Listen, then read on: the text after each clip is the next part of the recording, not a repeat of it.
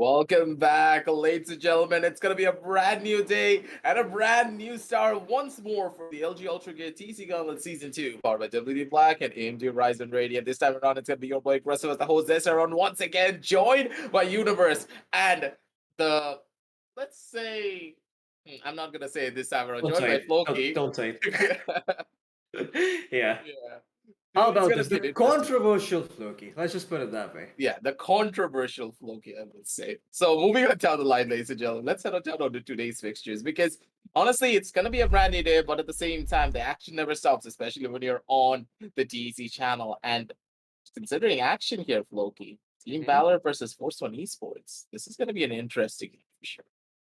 Absolutely. I mean, both of these teams have been on top of their game. Valor having a better run than Force One, perhaps. But yeah, today's matchup is going to be particularly interesting because Valor have bested what some would consider to be one of the best teams in the country. Now they go up against Force One, who might have a tough time against the said best team. The question is, does Valor beating out said top team mean they're also better than Force One now? And I think that question is going to be somewhat hard to answer because Force One are not a team that you can just walk over. Isn't that right, Universe? Yeah, I think I have to agree with you there. Valor have had a very, very convincing and brilliant run in season two. They've come up very hugely. They stepped up massively after the season one run, and looks like they want to be at the top of the table. They want to compete with Global. They want to compete with Velocity. They want to try to take the title from their hands. Who knows what's going to happen? But what we do know is going to happen right now is Force One are not going to get it as easy as they would want it to because as good as they were in the playoffs last season, Force One had a pretty great run. They came third. Yeah, they did a lot of different things right in the end, but after that, every team has its faltering days, and And Force One yeah, might have one right now. yeah, you never know, especially when you consider the amount of uproar coming on down through from the side of Team Valor. They've been taking down juggernauts left, right, and center, but at the same time, I do believe they've been humbled greatly as well because after the loss against Team EXO, they did lose a little bit more of their momentum, but at the same time, I do believe that losing some games is very much important. It gives you that wake up call, being like, hey, we can lose out to any of these teams. Doesn't matter how many times we win against them. So this could be the chance for the side of Force One to take it all away from them, or for the side of Team Valor to regain their throne. But before we do talk about the teams a little bit more, we need to talk about the players and see exactly who's going to be dominating through this entire tournament. So let's head on down over towards the MVP standings and see exactly who are the players that are terrorizing the servers the most. And hey, it's going to be none other than Knight Rider being on that fourth position, looking to push himself down to that first one here. Oh yeah, absolutely. I mean, SK Rossi on top of the charts, rightfully so. Every single time you see this guy on the server, best assured he is going to be set up by his team. Can be 50-50 at times, but yeah, at other times you also have SK Wow, who has been turning heads. His team seems to be struggling a little bit, but he's somehow managed to find his way on that second position on the MVP standings, of course, followed by Paradox, who in True Rippers has also been performing rather well for himself on that duelist role. And then we have good old Eternal Light Rider, and this man is a beast. You have to watch out for him. Is one of the better Jet players, around, and I think he's certainly looking to establish himself as one of the top Jets over here, being in the MVP standings. Notice how every single one of them, except maybe SK Wow, is a Jet player. That's no coincidence. Yeah, SK WoW normally does play that Jet, but sometimes plays that Reyna from time to time. So that's Hmm. kind of like the only ideology here. But at the same time, Paradox also does the same thing, but it works out. But never Yes. mind about the players. I do believe that Knight Rider, this is his chance to finally take the number one position if he's able to get two MVPs here, moving on down the line, ladies and gentlemen. And finally, we can crown that new number one that we were hoping for. But as we are talking about the players, let's head on down over towards the group standings and see exactly where the hierarchy of the points are actually lying towards. Because when you do consider the side of Force One, in a way they're not in the red, but at the same time, I guess if they're able to take 1 point here, in a way they're still good. Universe, Yep. they have I nothing to mean, worry about. yeah, I don't think there's anything to worry about at all. Even if FS and Cohesion win their next two matches, which they have only two left of, they're not gonna, even if they might come up to 8 points, right? But I don't think Force One are gonna lose out the next two matches of theirs, or you never know. Like you said, 1 point is all they need to secure themselves, and 1 point I think they can get. Even then, I think the hierarchy, looking at the table, you can say that because they've got 3 wins and they've got 2 losses, I think they might just be, good enough to stay there. So I think the table might just end the way it is right now at the end of the season. I mean, if I'm throwing a very long shot, but maybe a top four could have a shift if Valor win today, which I think I would root for Valor today, just because they've been on such a great run. But yeah, whoever wins today, I think a minimum of 1 point is going to go to both teams, given the state of their situations. The thing is here, universe, let's talk a little bit more about the analysis factor and one of the key factors about the group standings in general for Group A and Group B. The thing is, if any of these teams have the exact same points at the end of the margin, it basically means that it all is about round differences, and then it's the back end's job of trying to announce who's going to be the one heading on down forward. So imagine a situation where both FS and Cohesion are able to win out on their following games, get themselves to 8 points, and if the side of Force One actually lose out on all of their matches here and the next one as well. They're all stuck at 8 points, and there is no goddamn way I'm gonna be able to predict who's gonna be the one to move themselves down forward, because at that point it's all about round differences. In a way, I do want that to happen, but at the same time, I don't think it's gonna happen because it's Force One that we're talking about, and them losing out on a 2-0 set against multiple other teams, especially when you consider they have two more matches left, that cannot happen, but at the same time could happen as well. But we'll talk about that a lot more later when it's the end of the group stages, ladies and gentlemen. That's when the real spicy speculation does begin. But for now, let's talk about the teams in general as we head on down over towards the team spotlight for the side of Team Valor, ladies and gentlemen. And honestly, these guys, they require an introduction. I don't really think so, Floki, but at the same time, it's our job to do it. So take it away. Absolutely. I mean, all of these names are going to be super familiar to players to people who have been, around since the donkey's years days of these tactical FPS games, and I'm pretty sure they're going to recognize a lot of these names. Hunter and Buster in particular pop up and come to mind, but all these other players have also been making quite their own, especially Pixels, who, despite playing that Viper, always Insane somehow Viper. manages to frag out. Yeah, I mean, aggressive, you said it best. You usually don't expect your controllers to be the kind of players who, go forward and find those frags. But when his team needs to step up, and when there's no one really who's doing it on the fragging department, Pixels really becomes the bedrock for this team to fall back on. And I think him, along with Hunter, are just the solid base that this team needs to be able to fall back in certain situations and just analyze what's happening on the map. Because of course, Hunter has that wealth of experience, and Pixels is your one of your star fraggers, despite playing a controller. So just having those players to fall back on and having an opinion from an experienced player come in, it can really help you find your balance in a game where the momentum might have slipped by you. It's kind of incredible to see how a lot of the dynamic of this team is built around each other instead of trying to cater towards a person's individual playstyle. Consider a lot of the other teams, they always cater around a certain playstyle, cater around a certain player. But when I look at Team Valor, there is no such thing as catering. Everyone is doing their own thing. Everyone can cater to one another, but depending on the situation, they choose not to in most cases. And these type of incredible showings coming on down from them always does like pose that type of question, thinking like, hey, I see these players be absolutely incredible in what way exactly?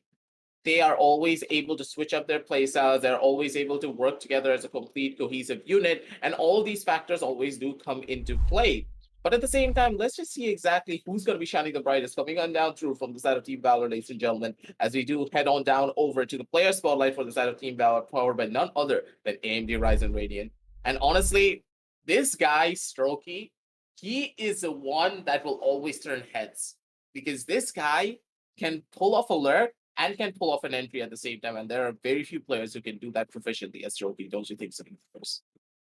Yeah, that is true. Strokey has been one of he's like the silent assassin kind of player. He knows where to crawl into Silent his space. assassin. Yeah, I mean, silent assassin. I mean, I'm not Okay. discrediting assassin like our assassin, but I think that he might be a little bit more precision based on in terms of getting into places that the opponent will be very uncomfortable place.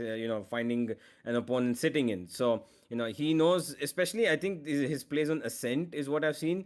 He lurks into the B side very carefully when he knows that the sentinel is going to be at the weakest or is left alone, or however it is that this guy has got the potential to cut through plays, make defensive lineups completely dead in the center and split it apart two ways. He might not have had as much fragging potential, but he definitely has his qualities still in him. So on his best day, pretty sure that Strokey can put up numbers that is going to help his team go further. And hey, to be honest, his numbers alone don't really make that much of a difference as long as his team's numbers make a difference. So, and they have so far. So yeah, let's see how that works out in the end. It really does depend who's going to be playing on the server today because having that six-man roster, it allows them to constantly have that element of surprise on their arsenal. Is it going to be Buster playing? Is it going to be Strokey playing? Hunter is going to be that staple for the team because he's like that entire backbone, the literal spine of this entire roster that just holds them up, even though they're crumbling under a lot of the pressure that they're in and a lot of these sticky situations because Hunter has pulled off incredible clutches over and over again. And hey, I want to see him on that server, my man, because that guy can absolutely decimate everyone. But hey, we're talking a lot about the side of Team Valor. I'm pretty sure that the side of Force One getting a little bit jealous. So let's head on down over onto their team intro, ladies and gentlemen, and see exactly who's going to be tearing up the server from their end as well. And Floki, my man, talk us right through this roster because this roster, they deserve to be hyped. Well, there's just one word comes to mind when you see the roster of Force One, and that's stacked. Any of these guys can frag out. Any of these guys can be the one you can fall back on and rely on in a sticky situation. Scar God, Knight Rider, RVK, Rafa, Cod Vexy, doesn't matter. All of these guys are so strong that, when you're in sort of situations where you don't know exactly what to do in a game and you just need someone to, go out there and frag out despite being on defense, these players are going to start stepping up. And the best part about this is that when you have all these 5 frag stars on your team, you have that sort of security of knowing that even if you might make certain risky moves, you have your team who can back you up in those sorts of situations. And sometimes, even though you might die in the expedition for information around the map, your team's going to be able to make the most out of it, and it's going to be able to capitalize on that despite having that man disadvantage. So just having all these fragging stars on a team like Force One, it just feels super nice. You have Rafa, you have Knight Rider, you've got RVK, you've got Scargod, who usually lays low key, but yeah, if you keep an eye on him during player camps, you see him do a lot of interesting stuff. So do Like watch his out for that. microphone.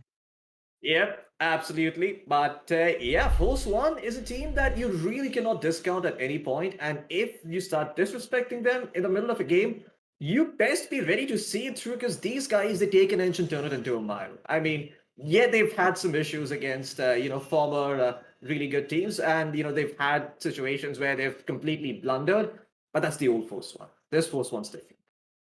Yeah, Force One, they're having a little bit of a rocky moment as of right now, as they did take a loss against the side of Outset.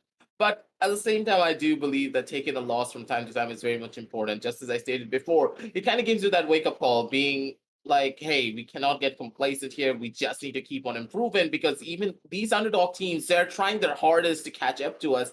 And if we take a loss against them, what are we doing here? Why are we a tier one org? Why are we a tier one team? If we cannot even stand up against them and improve at a much more faster rate, we have the talent, we can do pretty much everything. And speaking about talent here, ladies and gentlemen, let's see who's going to be the biggest talent and the most talented fragger coming on down through from the side of Force One as we head on down over onto their player spotlight, powered by the side of AMD Ryzen Radiant, ladies and gentlemen. And it's going to be none other than Shivy, the Sova main himself. And Universe, I think that Shivy could just pull off a couple of interesting plays that could just get the Hunter. I mean, it's definitely going to be a battle of the minds between these two. Shivi and Hunter are honestly very, very good, very proficient in the way that they play the initiator role, the Sova role, especially. Shivi, then we've seen him play multiple roles before. But Hunter's more of a Sova staple, no matter where he plays. And as much as we know, we've watched Shivi play. He, you can look at him and you can tell that when he's on the server, he is probably the most calm guy there is. He knows how to hold his cool. He knows how to give call outs to his teammates where exactly he would want them to support him or how he can support them and what exactly is needed by either one of the sides, right? And Shivi, well, as much as he can affect the game, he's more of an enabler who allows his teammates to affect the game through Yep. him. So he's a catalyst to a very heavy sulfuric acid explosion that his team causes. And today, if they're going to explode in the face of Valor, then they're going to have to have a very, very strong catalyst to do so. Yeah, considering how the side of Shibi can control his teams, he needs to be controlling them a lot more beautifully here. Otherwise, going up against Team Valor and their rambunctious, but at the same time, much more control-heavy strategies could just be the final nail in the coffin on the Force One book. But at the same time, I do believe that Force One, they have the best possible opportunity to take out the side of Team Valor because at this, I don't think that Team Valor and Force One they face off against each other as often. So this could just be a battle that takes the other one by surprise because a lot of new different strategies could be coming on down through, especially when you consider the maps that are going to be on the pool. And speaking of the maps, let's head on down over on towards the map veto screen and see exactly where we're going to be headed today. This time around, ladies and gentlemen, picked up by the teams. And the first initial map is actually going to be Haven, picked up by Team Valor here, Floki. That That is is interesting. Yeah, so I have seen them play this map before.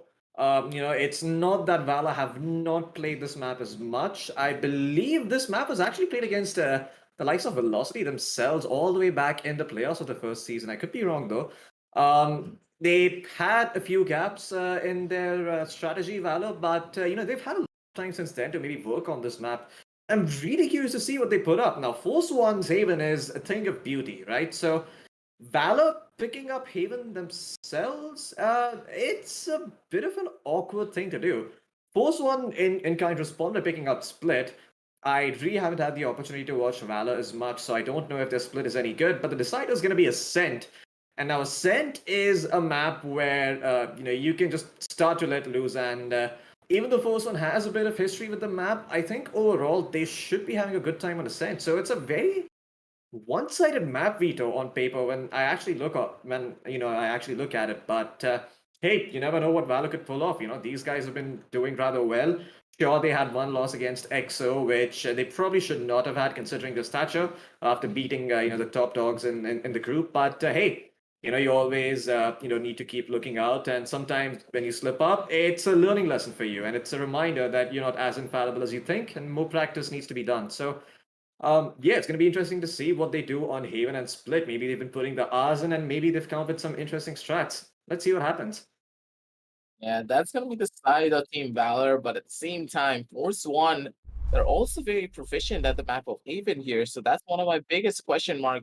But at the same time, it's gonna be the side of Force One, ladies and gentlemen. They're always gonna be full of surprises. That's just gonna be the map beta screen, ladies and gentlemen. I know you guys are all excited back in home, and you're probably screaming in chat, being like, "Start the game already!" And hey, we're not gonna be holding you guys up anymore. I'm not gonna be holding these two up as well. I'm gonna be sending these two down over towards the caster's desk, and they're gonna make that short jog soon enough. But before we do head on off there, make sure to check all the links down below in the description and check out all the deals that we have set up for you down below. But for now, this is gonna be the side of the LG Ultragear TC Gauntlet Season 2, powered by WD Black and AMD Ryzen Radiant. We'll catch you in just a little bit after a short word from our sponsors.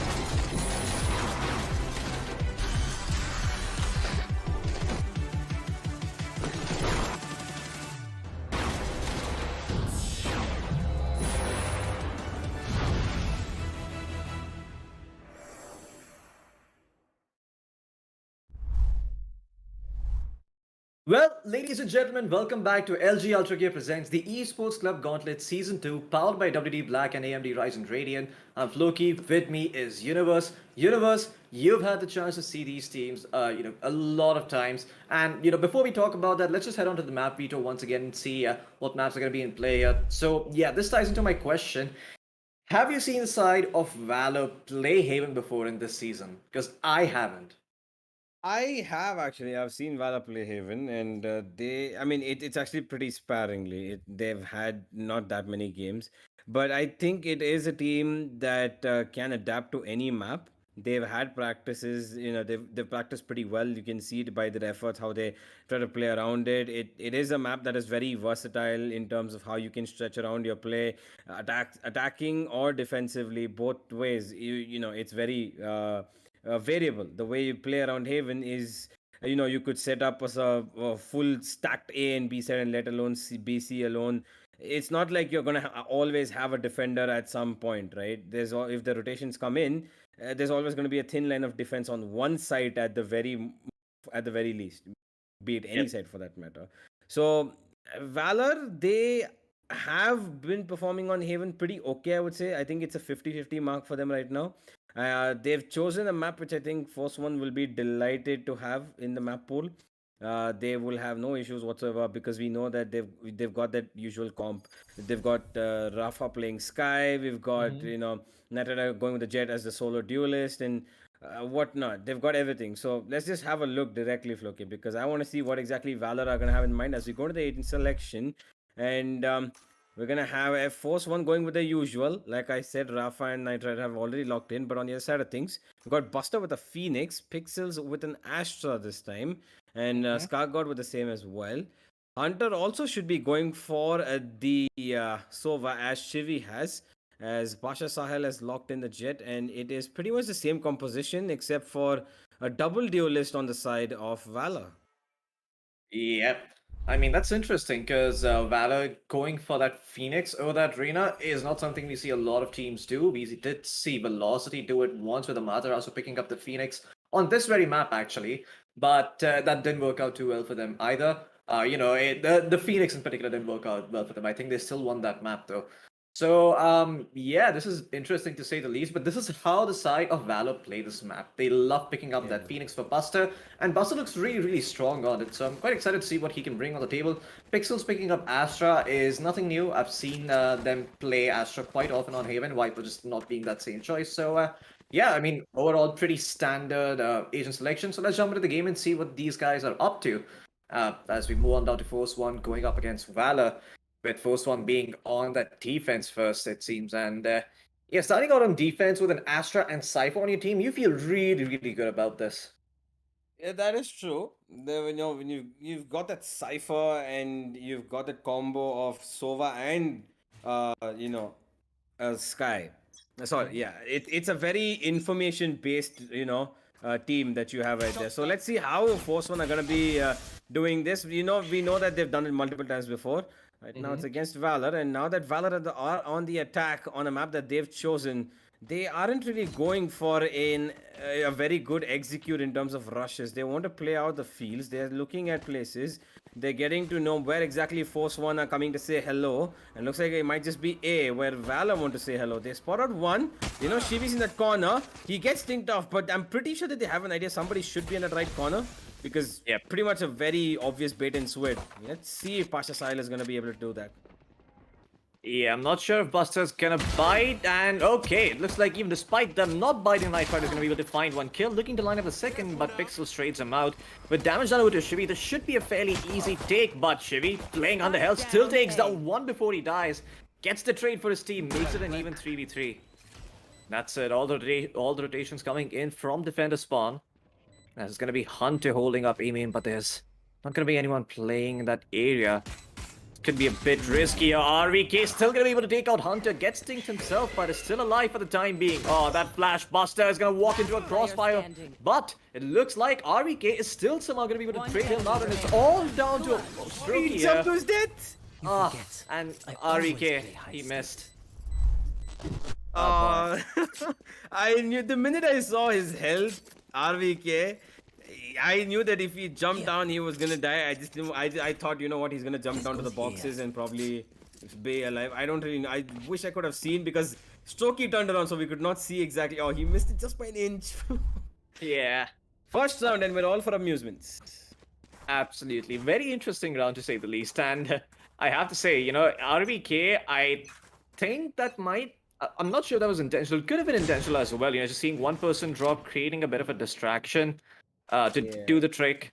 I I think don't know, he could dropped have. a little late. Yeah, I think, yeah, that's the issue. I think he dropped a little bit too late. And yeah, RVK gonna pick up that sheriff this round to do some damage over to the side of Valor here, but I'm just gonna play this one slow. No need to rush in. They know that they have the advantage, but RVK bounces and gets 2 Ooh. kills. Hunter and Pixels deleted straight up. You That's do the not spike wanna being go dropped. up. Yeah, that is a spike drop, and this is one man who you do not want to go up against having a sheriff, because when he has that weapon in his hands, you are never sure of what's gonna be coming down. And look at Oh how my beautifully God. Force One are playing this. That crossfire, that bait and switch, a double bait and switch, so that 2 players can be allowed to get that kill towards A main. Amazing, amazing effort here by Force One, and they've just completely crippled down Valor in the round, which should have been Valor's from the get-go. And now Strokey left alone might be able to find RVK, but he eats a bullet at the side of his head, and that is going to be a beauty of a round, enabled by RVK, finished off by RVK as well. Yeah, came full circle, and Valor, they're not going to be too happy about that. That was their round to lose, and they did end up losing it. Now it's going to be Strokey. Is he actually going to... Okay, they're still going to buy here. Interesting decision coming in from Okay. the Valor. This is super risky. If they lose this round, then they're just kind of screwed on the economy. For 2 rounds, they're not going to have anything to really buy up. But Force One, they still can have money to get up weapons in the next round, considering they won that eco. And Scargot is going to make the most out of this opportunity. Did not really expect them to buy up utility, so this is going to come as a bit of a surprise to him. He's going to get double peaked, and those 2 Spectres reign supreme. Chivy has given away the fact that he has a Vandal, and it looks like Valor are just going to hightail it back towards, well, they're not even hightailing it back towards anywhere in specific. They're just retreating for now. And letting Strokey work his magic as spotted out Rafa. Oh, the push! It fails. He does not connect with his shot, and Knife Rider's on the flag. He's going to find multiple. He has pushed up towards mid. Oh boy, the double mid push comes in, and Hunter pulls out the classic, but he can't do much. It's all down to Partial Silent, a 1v2, and he's being flanked. Shivy gets him moving around the corner. A big risk by Valor, and Force One punish. Oh my god. I think that one kill, if Strokey would have got that kill, it would have been probably over for Force One in that round. But RVK comes out, Knight Rider comes out, they get the kills, and there's so many bullets of that Prime Spectre flying around, hitting heads. And yeah, Force One, they crippled down Valor by a very simple B push, which I don't think Valor expected at all. They played very passively towards mid, right? And they let them come forward, and I think that's kind of what Valor had on their own play. They, like, you know, they ate through it, right through it, and that cost them, you know, pretty much the round. Because if they had held on to that mid push, maybe put in a window, you know, one player to look at the mid, maybe the garage push coming in, then maybe they could have salvaged something, but nope. Force One say no, and now Scargot's again up to his usual tactics, going up for a short, aggressive play, because he knows that the opponents are on an eco. This time, now that Valor are having the sheriffs in their hands, are they going to be able to repeat the success of RVK? It's going to be difficult to do so, but Valor have snuck into B, so they have some map control for now, but they don't really have the weaponry to see it through. They're just looking to get that spike down, make sure they've got good money going into the next round. No one really playing half shields, and that's all they're really going to be hoping for at this point. Rafa is going to heal up Shivy after he took those 2 sheriff shots to the chest, and a 5v4 retake coming in for Force One. The smoke's delaying it a considerable bit. This could go south if Force One don't make a move, and they're going to flash right through the smoke and go in. Strokey's going to be able to find one, but Shivy and Rafa, they're just shutting down everyone in Valor. Well, the spike plant is all they're going to get. Maybe they might get a kill through the smoke if Pixels lands a shot, but no. That's a dream. RVK is going to clear him out, and that's it.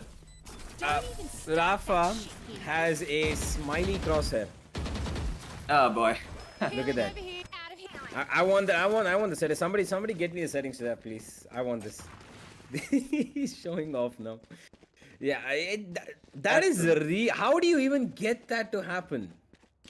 I have no idea. I actually haven't tinkered around in the settings enough with Valorant to have a smiley face crosshair, but yeah, that's quite interesting, Rafa. Having fun and then having a bit more fun with this crosshair. So, This is a nice spot. I mean, kudos to him, just living his best life for now. But Valor, I think they are gonna be low on confidence considering what has happened in these last couple of rounds. Buster's gonna peek out against the Wolf, and RVK is gonna completely destroy him. And sure, that Wolf scouts out Hunter, spots him on the map. Doesn't really trigger the tripwire, but that's okay. The amount of information. Yeah. I mean, you're right. Go on. Right. No, the amount of information that Wolf gave, because he not just spotted out Hunter, he also spotted out, Strokey behind him. He saw the entire lineup almost till A, and he knows that there's both of them, they're crippled down. And because of that, Knight Rider knows that there's an avenue to push up, and he might just get that kill, and he will. That's pretty much what his job was to do. He's just gonna cut them right through the middle, and now Valor have nowhere to go. If they go back, they face a very dangerous Knight Rider with an operator, and if they go front, they've got Scar God spamming through the smokes. RVK's over here as well, and Valor, they have nowhere to go, nowhere to hide, trapped in between 4 walls which are closing down on them very quickly. 30 Yeah, seconds absolutely. And Knight Rider, my god, he's so aggressive with that operator. I think he might be his demise. No, Okay. no, he does Yeah, not. get The out. split. Down A A. so damn strong Hunter I got the spike. also bites the dust. And it's all down to Pasha Sahal in a 1v5. He's going to take an ace clutch to pull this off. He's found the first kill, but I doubt he's going to find the second. That's it. This round's over. First one, Esports. Really making the side of Valor question the map pick of Haven as of now. Oh, yeah. So far, not so good for Valor, but very good for Force One indeed. Yes. And now we've got a very strong Knight Rider. We've got a very strong RVK. And pretty much every single person on the side of Force One is just feeling it right now. And on the other side of things, Valor, they are finding it difficult even to put their feet on the ground. They're on their knees. And they're not able to get up, and that's a little concerning because this is another round where they can't really invest much. Look at the buy, Floki. It's so varied, it's so, different from each other. There's no normal assault rifles across the board, and RVK is just pulling them down further into the depths of the hell. And Knight Rider, he doesn't even care about that recon at this point because he knows there's nothing Valor can do even if they detect him. Oh, that's a Shot nice start maybe. Yeah, it was a good shock dart on Knight Rider. Deals 40 or so odd damage, but doesn't really matter as of now. Shoki gets spotted towards mid, so the lurk is out, the jig is up. They're starting to creep up towards him, but they're going to be a bit too slow. Shivi's already found that kill. And now with no map control and only 2 players alive, just getting the spike down is going to be a challenge. But Pixels is up for it, so maybe they actually have a chance with Shivi just playing towards... I believe he's playing Heavens, yeah. He's playing Heavens there. I thought he was playing Hell for a second, but no. He's up there. He's up there and he's going to be raining down bullets. Yeah, but this timing is probably not going to work out for him. Hunter's going to be able to push up and maybe get the jump on him. It's only going to be a 30 Spectre seconds though. left. And Shivi. Oh no, he hasn't spotted anyone just yet, but they have an inkling that this is going to be an 8-8 because the other players were on B and C. So even though the spike gets planted, I don't think this is a situation where they can get themselves any sorts of kills. Nice smoke coming in from Pixels. It's gonna buy them some time, but Hunter whiffs. That Spectre doesn't find anything. And Pixels, he's done for. Oh my god. 5 players waiting to kill you and you're right out in the open. I mean, the plant is probably what they hope for the most over here in that 2v5 situation. If maybe Hunter could have got 1 kill, I think he could have doubled up, maybe, at the very most, but nothing more than that. And unfortunately, they did not even find that. Playing around the smoke did not work out for the best for anybody. And now Force One have a pretty dominating lead over their opponents on their map pick. And the thing is, it's just how do you stop Force One when they've got players performing like RVK, who's 12-1 right now. He's the Sentinel, and he's doing. I mean, it's not surprising anymore because it's RVK. But even a Sentinel has some limits in terms of going for an aggressive frag or whatever it is. But this guy has no limits. Yeah, I mean, and it's just him giving us a masterclass on how to play that Sentinel role when you're on defense. Buster with the run back at last feels manly enough to go forward, and he's gonna find that first kill on Shivy. Looking to get Knight Rider as well, and Knight Rider's gonna go down too, but it's Pasha who gets him. But Skargod holding the side down, gets 2 kills after taking out the run it back, and it's an even 2v2. All thanks to Skargod. First one though. Not really in a position to try and contest this. REK might just get picked off here. He's being a bit too aggressive. Buster with the hot hands is gonna force him back, and REK takes some damage and reveals his hand. Here. I think they're waiting for a flash from Rafa, and Rafa, oh no, he's walked out before flashing. Wait, He's flashed what? himself. Oh, that's a big blunder coming in, but somehow they've managed to hold it down, and Buster, he holds down his mouse on button, but it doesn't do enough. Despite the blunder, Force are going to be able to take the site back. 6-1 for them, as Valor still struggling to find any sort of meaningful rounds in this first attacking half. I didn't wait. Did RV? I want to see that again. Was it RVK who killed that flash, or was it Hunter? Because look at that. I don't even know what exactly happened. He flashed himself. He flashed himself. Yeah, but okay, that was a very, very weirdly concocted situation for those 2-3 seconds, because I really thought Hunter could have got the kill or RVK got it, but somewhere something came in between, and I think that was Rafa, and he ate a bullet to the head, unfortunately, but he somehow still survived. But whatever. Force 1, they've got 6th on the board, and that's all they care about, and they're trying to assert a lot more pressure on Valor this time, because they know that when you're down, it's only more sensible for you to get that advantage in terms of kicking your opponent further and keep them as down as possible, because if they try to get back up, it's going to be a little bit difficult for you to handle, given their momentum might just shift in whatever side it is. Right now, a very high 8-paced round coming in. Valor gets 3 kills, and they're going to be making a good advantage of that. They're going to get the plan down, and now Force 1, a round which, I mean, I don't really know how they lost it. They had 3 players over there, and they couldn't handle it. Just 1 kill on the backs of it, and now Rafa and Knight Rider have been left alone in a 2v4, which, okay. Oh, Rafa! Yeah, that was a little weird, and now it's Knight Rider with the operator to clutch this one out. Has a Vandal lying right there, so he's looking to get himself a pick before he switches over, but he may not have enough time, and Buster is gonna get destroyed, and Knight Rider says, I need to save this operator. Even though they've won all these rounds, it doesn't make sense to go forward and give up the economic momentum now. And Valor, after a very arduous and tumultuous start, they'll finally put a second round on board for them. And they need to keep this momentum going. But now, they have no loss bonus, so their weaponry is not going to be looking the greatest. I doubt Pixel's even going to have enough money to drop over his teammate, and Knight Rider is sitting on a fat stack of 9,000 creds. Oh boy, this is... Money. Absolutely. This one's going to be a bit of a rough buy coming in here for the side of Valor. And, you know, this is sort of the problem. When you fall this far behind in terms of rounds, winning that first one actually means that you don't have enough money for the next round to have everything that you want. You know where I think their money problems started, the credit problems? You remember that round where they forced in? Yeah, I remember. I think this is like a consequence of that round, because after that we saw them have multiple buys that just went wrong multiple times.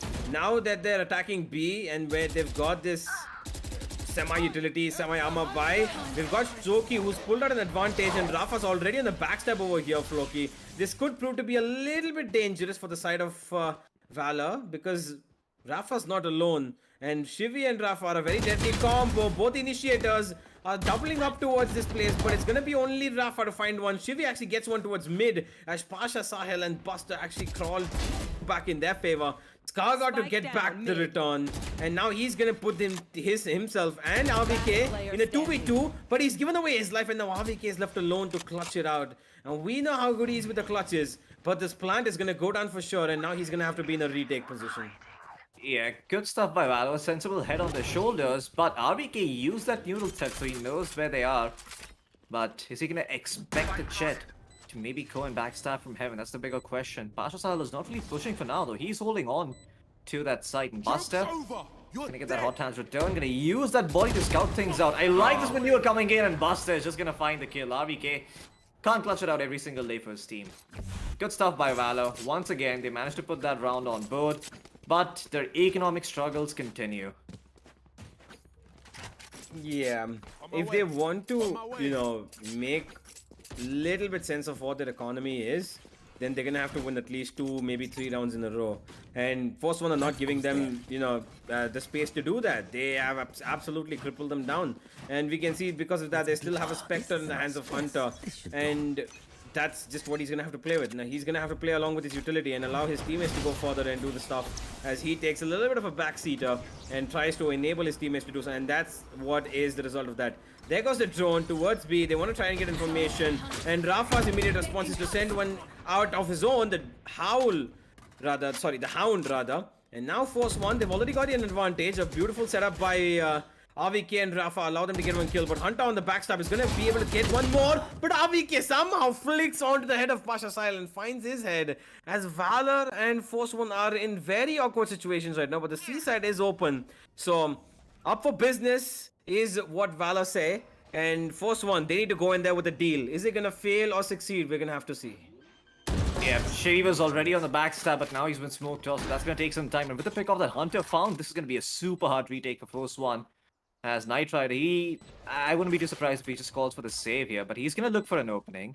He's not going to say die just yet, but Valor, they have a wise head on their shoulders, but somehow they found the opening. Jimmy and Knight Rider both simultaneously get a kill each. Pixel's looking to push their smoke. Oh no, he does run out at the worst possible time. No. That was... Oh no. That's just sad. That's... Oh boy, Valor, He thought Knight Rider timed him and kind of went through his smoke because he got confused, I feel, and that's why he turned around. Or maybe to look towards C Long, thinking that Shivi was pushing up because the sound cue was given by him. Unfortunate over there for Pixels. Yep. And now we've got a very, very strong Force One buy against a very weak Valor buy yet again. And we're nearing the end of this half, Loki, and I mean this has pretty much been how it is, right? It's like almost every single round they've either had somebody playing a Spectre when it's a full buy, or like Pistols when it's a semi buy or a force buy. Yeah, and that's just been the Valor story for the longest time. Buster's already been picked off, and this was without the run it back, so he's gone for good.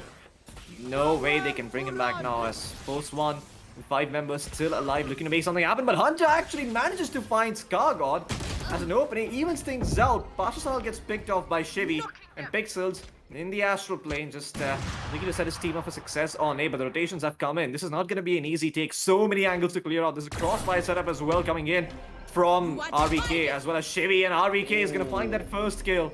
Gonna try and bait them into Knight Rider's operator. Well, I don't think they need Knight Rider for this one, because RVK is on a killing spree. And Knight Rider will finally claim his last kill as Valor. They'll have a bye, but this is it. This is going to dictate whether the scoreline is going to be 8-4 or 9-3. And both of those outcomes are bad, but one is worse than the other. Definitely is, unless they believe that let's just let this half slide. We're gonna focus on what's gonna happen in the next half, and we're gonna see how we can defend against this team, because, well, you know what, we just need to wipe clean slate, because nothing so far has worked out for them, and they need to try something different. And maybe go on. It just seems that Force One have been playing so aggressively, right? These guys have never really, had the time to chill out and be like, okay, guys, let them come to us. No, soon as they have information on one part of the map, they move into the other one. And oh no, Knight Rider, he's just gotten away with murder in broad daylight. No trades found. Everyone from Valor inside garage. Their hand is shown, but they still have control of their backstab. They could pull back and go towards mid here, maybe. The Wolf only scouted out one, but they should have an idea that this push could be coming, as Strokey does not feel safe being there anymore and pulls out his camera for some reason. They're now going to try and make their move towards A, but Force One, they can read this like an open book. No one showing on C. No presence towards B either.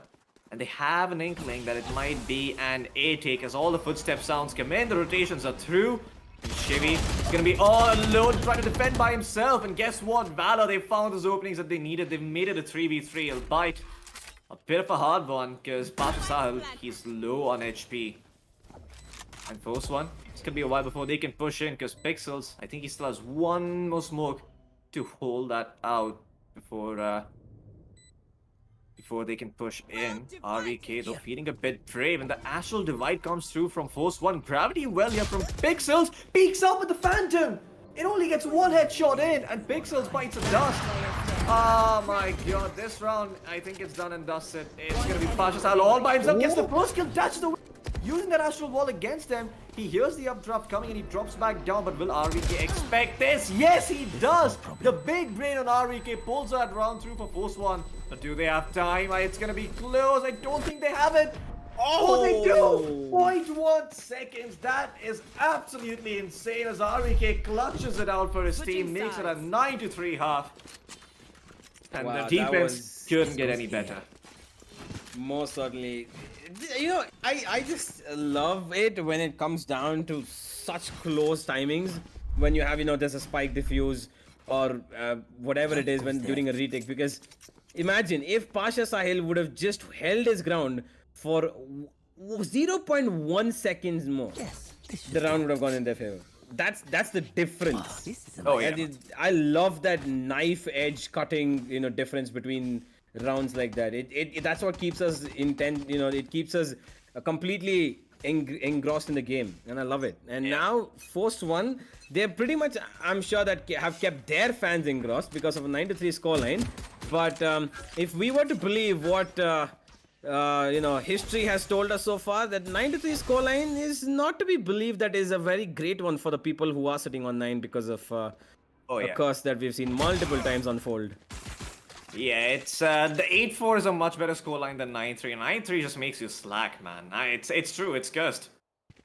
I mean, Buster so far has found an opening, so you know, there's the proof to that theory. REK misses his first few shots, gets spotted, and now it looks like Force 1 is just gonna look to back off.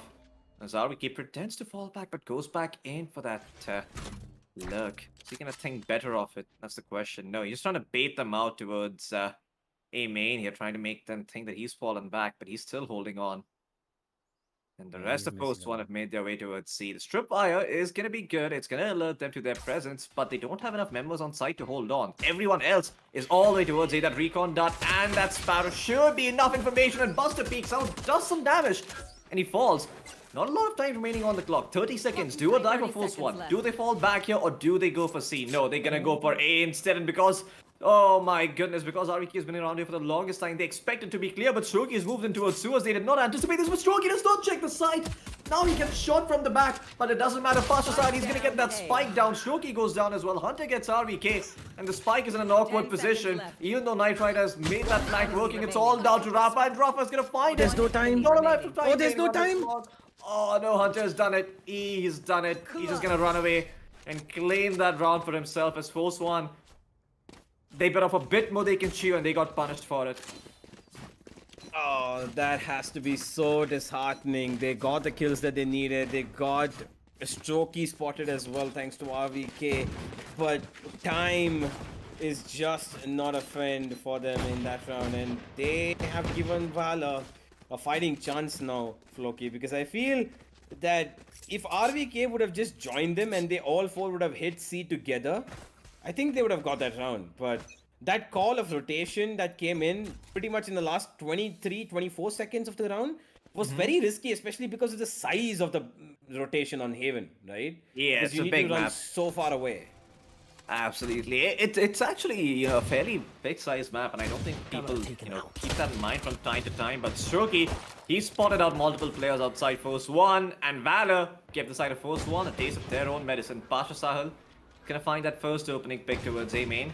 Not gonna push it just yet, though. He's gonna take his time, see if he can nip this push in the bud by holding this area down. Gets corner peek, still has a dash. He's gonna go for another play. Oh no, he dashes it the wrong way, and Knight Rider gets that kill. He's also gonna have a Marshal for his troubles, and Knight Rider on that Marshal could be a dangerous proposition. Hunter gonna be the first point of contact here, but gets taken out by Knight Rider. Oh boy, that was so sad. Buster has Flash, is gonna peek. Last player standing. Shivy, he's gonna find two. Gets Buster as well as Pixels and Force 1. Give Valor a sense of deja vu. As once again, it's gonna be Strokey alone left in a 1v3. He's gonna find that first kill, and that's one of the healthier players on Force 1 taken out. Knight Rider playing around with his own Cloudburst, looking to take out Strokey. He stays in there, gets a bit cheeky, but Rafa, a sick one tap, no hesitation, no sweat whatsoever, and Force 1. Oh boy, they're just looking to send this coffin home. I mean, this is starting to get a little bit of a spanking coming in from Force 1 as Valor. They picked up Haven for some reason. And now, after a 6-round deficit, Valor call for their first timeout. I mean, never too late for a timeout, right?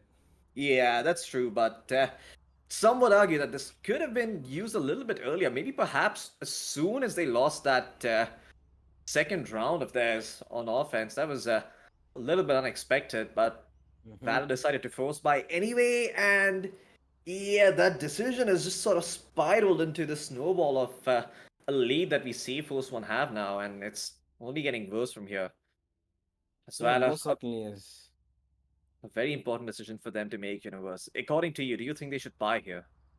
I mean, if they've learned anything from their attacking half, I think they should let this slide and probably play out for the longer game, because they should know that there is definitely players on Force 1 who are going to be forcing into this round with not Spectres but Phantoms or Vandals or whatever. But somebody's going to have, those higher form of weaponry available on their hands, and I don't think that they're going to be able to fight it off, because Force 1 are now going to be attacking this round as a team. I'm pretty sure that there's going to be no fakes, there's going to be no holdbacks, and yeah, they've made a good choice now, Valor, because they've not forced into it, and they didn't even have pretty much any money to force into it. Maybe Sheriffs could have come in, but I'm glad that they didn't. And now they fight for round number 5 in very, very dire situations.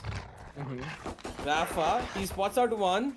He concusses him as well, tags him down, as Knight Riders firing a few bullets. They're taking control of A, as RVK is sent to do a little bit of the lurking situation. Foolish. And he actually succeeds in it. And now C side is completely open, and that call's been given already. As Knight Rider has been sent to clear off whatever he can towards A, and then dash for it if he can. He might want to... Pasha's gonna shoot him down, and he's gonna have a weapon to fight. But wait, what? Spike Oh, down. Buster! Yeah, he's already all the way on C. They didn't anticipate him to be there. He just high-tailed it up, dropping that hot hands on A. And this has caused a bit of a problem here for Force 1. It's still the weaponry advantage for them, but REK is down low, and if they end up losing Scar God here, this round could get topsy-turvy real soon. Oh no! Pasha Sahil giving away his position, trying to bait them in to set up Buster. But they're not biting just yet. Look at Rafa, look at how safe he's playing. And with that recon down, they're going to try to move in. Nice flash coming in from Buster as well with the Sheriff. He's going to find Scargo, but REK is going to hold this one down for his team. The reliable rock, as always, even on offense. Valor, despite the heroic attempt coming in from Buster, are not going to be able to see this one through. But they do deal a fair bit of damage over to the economy of Force 1. Not like it really matters though. All they've really done is prevented them from snowballing a bit further, but now things start to get a little bit serious. Valor, they have their first buy round, and Pasha Sahil has his operator ready. Yeah, they do, Floki, but it's again that the question arises. They've still got 3 players on half armor. They're giving up a little bit of life for the sake of utility, which I mean, in the long run for sure, yeah, the utility might just work. Sorry, in the short run. But in the long run, I'm not quite sure. Buster right now, though, he's put all of his cards on the table as he goes right in for the run it back, and he gets taken down immediately. RVK just shuts him down, and Knight Rider's going in for a kill. Big Cells is concussed, and he can do nothing but give away his life. Strokey actually finds 2. He holds down the side. Rafa's gonna be able to take down Buster. There's a lot of trade flags going back and forth. Strokey! The luck favors him right now, or more so his skill, I should say, and he's going in for more. He's tucked himself into this corner. He's got Shivy on the side of it. As soon as the cage goes down, he spots him. Shivy looks in the right direction, but does not find the head. A shoulder only to fire on, and Hunter cleans up as A very, very sturdy Valor defense resists the force of Force 1. Absolutely, but you have to remember, Force One, their economy was doing quite well. This is what they had saved up for. They have money now, but I think Scargod's not going to be playing on a weapon. He's probably going to be playing that Sheriff. Going full utility for his team. No, Knight Rider actually has the knives out, so he's going to drop his teammate over. But yeah, Force One, they only need 2 rounds to win here. So even though their economy is not looking the best, they have all the time in the world to win this map out. As the wise Dominic Toretto once said, it doesn't matter if you win by an inch or by a mile. Winning's winning, and Knight Rider is doing just that. He gets the first kill, gets the second one as well. And this side is busted wide open. It's all down to good old Buster to hold this one down. But Knight Rider gets picked off. Somehow Buster's spidey senses tingle, and he gets that kill through that smoke. And REK is going to find Strokey. Cypher there right there. But REK has taken a lot of damage to pull this one through. And because Buster used the run back in the previous round, he's not going to have it in this one. And that smoke coming in is also going to prevent him from peeking out. Pixels, along with Buster, the only 2 players alive for this retake. They have to go for this. They have no choice. They could look to save their weapons and play the long game. I actually wouldn't be mad if they did that, but I mean, I don't really know how. Yeah, I don't know how much of a difference it's gonna make. That's the question. Well, Buster is gonna throw down that blaze wall. He's gonna get 1 kill to start things off. Finds the second one as well. He's gonna take out REK, and it's all down to Pixels now after he gets traded out, but he can't do all that much. Rafa considering picking that operator up, but I think Knight Rider told him not to do so. Buster. That looks so clean from him, but in the end he got traded out. And Pixels just could not see it through. Ah, boy. That is definitely a little bit of a heartbreaking moment there. Knight Rider just completely tore through everything and anything on that A-shot position. Got the kills that they needed, and A side was opened up literally in a couple of seconds. And now they're going towards C to close it out, Floki. Knight Rider again with the charge. Pixels again concussed, and again he needs a bullet to the head. And Knight Rider's not afraid, he wants more. And his overconfidence, or rather his extra ambition, feeds him to the wolves. And now that Strokey's taken his kill, a 4v4 has been established. There are ultimates available on both sides. One of them has been triggered. Hunter looking for a kill. He might just find it. Rafa's trying to escape it, but Strokey is not gonna let Scargod escape. A flash comes in. Buster finds one. Shivy in good positioning. There's a lot of chaos happening around the side, but Shivy is coming on top of it. What? Shivy! Standing. Oh boy. In time, and he gets. Okay. Attackers win. That is disgusting, RVK. He didn't even wait for that smoke to dissipate. He's just like, no, I want this kill right here and now. Force One. Well, I mean, this is the first time I've seen corporal punishment since it was abolished all the way back in the 90s. But yeah, Force One just reminding why, you know, that term exists. They just completely spank and destroy Valor, and it's not even funny, you know. Valor, they just once they fell, they could never get up. They got the pistol wins, but those pistol wins didn't even translate to second round wins. So I don't even know what to say. I mean, when you consider that, I mean, 2 out of those 5 rounds that they got were pistols. So I just don't know. It's just been a series of bad decisions made by Valor that led to this point. But Universe, what do you think went wrong? I honestly, I would say that Valor I think they were a little bit on the nervous side today. I think they were a little hesitant to take fights against Force One. They did not really go in for those aggressive peaks that they could have. We saw on multiple occasions Force One on their defense were going straight up in front, were in the faces of Valor. They did not let out on aggression whatsoever. They kept their foot on the gas pedal on the defense. We saw how many times did Rafa push up, how many times did RVK push up, how many times did Shivy push up, right? And that was not even in the last few seconds of the round. It was in the first 20-30 seconds. Because they took those chances and it worked out for them. And they did it as a team as well, right? And that's the best thing about what Force One did this map. Which, unfortunately, the side of Valor could not even do in the attack side. There were some moments of brilliance where, you know, we had Buster, you know, he had a few things going on. I think that the run it backs were not as great as he would have planned. There were moments where I think Strokey had some things that he could have done in terms of holding down a site. But, you know, he was left alone at multiple times. So there was much going on for the side of Valor, I feel, which they could not process. And, one by one, it was just this one by after the strings getting cut off the violin. That was just about time where, it was all of them going down and out. So, yeah, we're gonna have to wait and see, Floki, because I'm not quite sure if this is the form of Valor on Haven, on their map pick. We are now going to Split, and that is gonna be a whole different ball game because Split again is a Force 1 map. They have pretty good setups on it defensively, and aggression is all over the place for them over here. So I agree.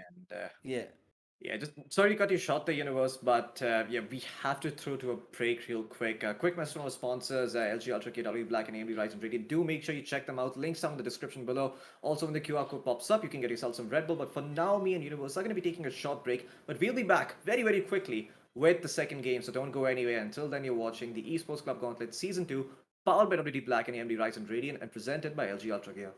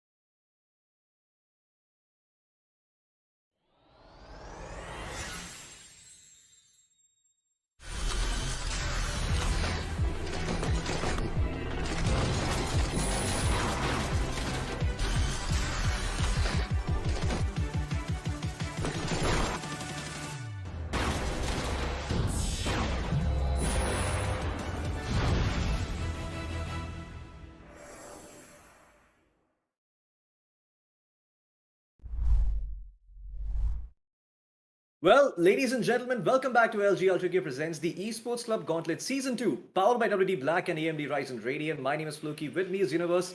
A complete spanking in the first map on Haven. So let's have a look at the map veto screen and see exactly how many rounds Force One got and how many rounds Valor got. Because, yeah, Valor didn't seem to get all those many rounds. And I have to say, the way Valor played this map, it didn't look very convincing. It was reminiscent of the old Valor that I saw playing this map on Haven, which was approximately a season ago. I'm not too sure what caused this scoreline, but I think just the fact that Valor force bought in those rounds is really what gave them a sense of foreboding doom. Because even if they won those rounds, Universe, they still have one more buy round to contend with. And it would just be a downward spiral from there, don't you think so? I have to agree with you. It definitely would be a very difficult situation, and it just not that great for them. I don't see them winning split either. Just because I know I've seen Force One play, I know how formidable they are. I know how exactly they function on split, and we can look at them and say that what, they've got everything they need under control, but. Valor, they have lost their confidence, I believe. I think it's been cut in half, if not lost completely. I really hope that they've not, if even if that's not happened, if they've mustered it back, forget about game one. We're gonna see what happens in game two and probably take ourselves to game three. I would love to see them come back with that mindset and maybe throw in a bone that Force One pretty familiar with, and that's aggression, which I'm not quite sure if they can handle themselves, because aggression against aggression is something that we can see that can turn out either way. But if you have aggression working for just one team, and if you're not doing anything to go against it, then you're just giving up. You're just being very, very passive, and you're letting the opponent team take control, whether they're on defense or offense, and that's just gonna hurt you and give you scorelines like 13-5. So yeah, you're definitely right, Floki. It could spiral down much worse now as well. Season one was a little bit up and down for them, but they still made the qualifiers, sorry, the playoffs.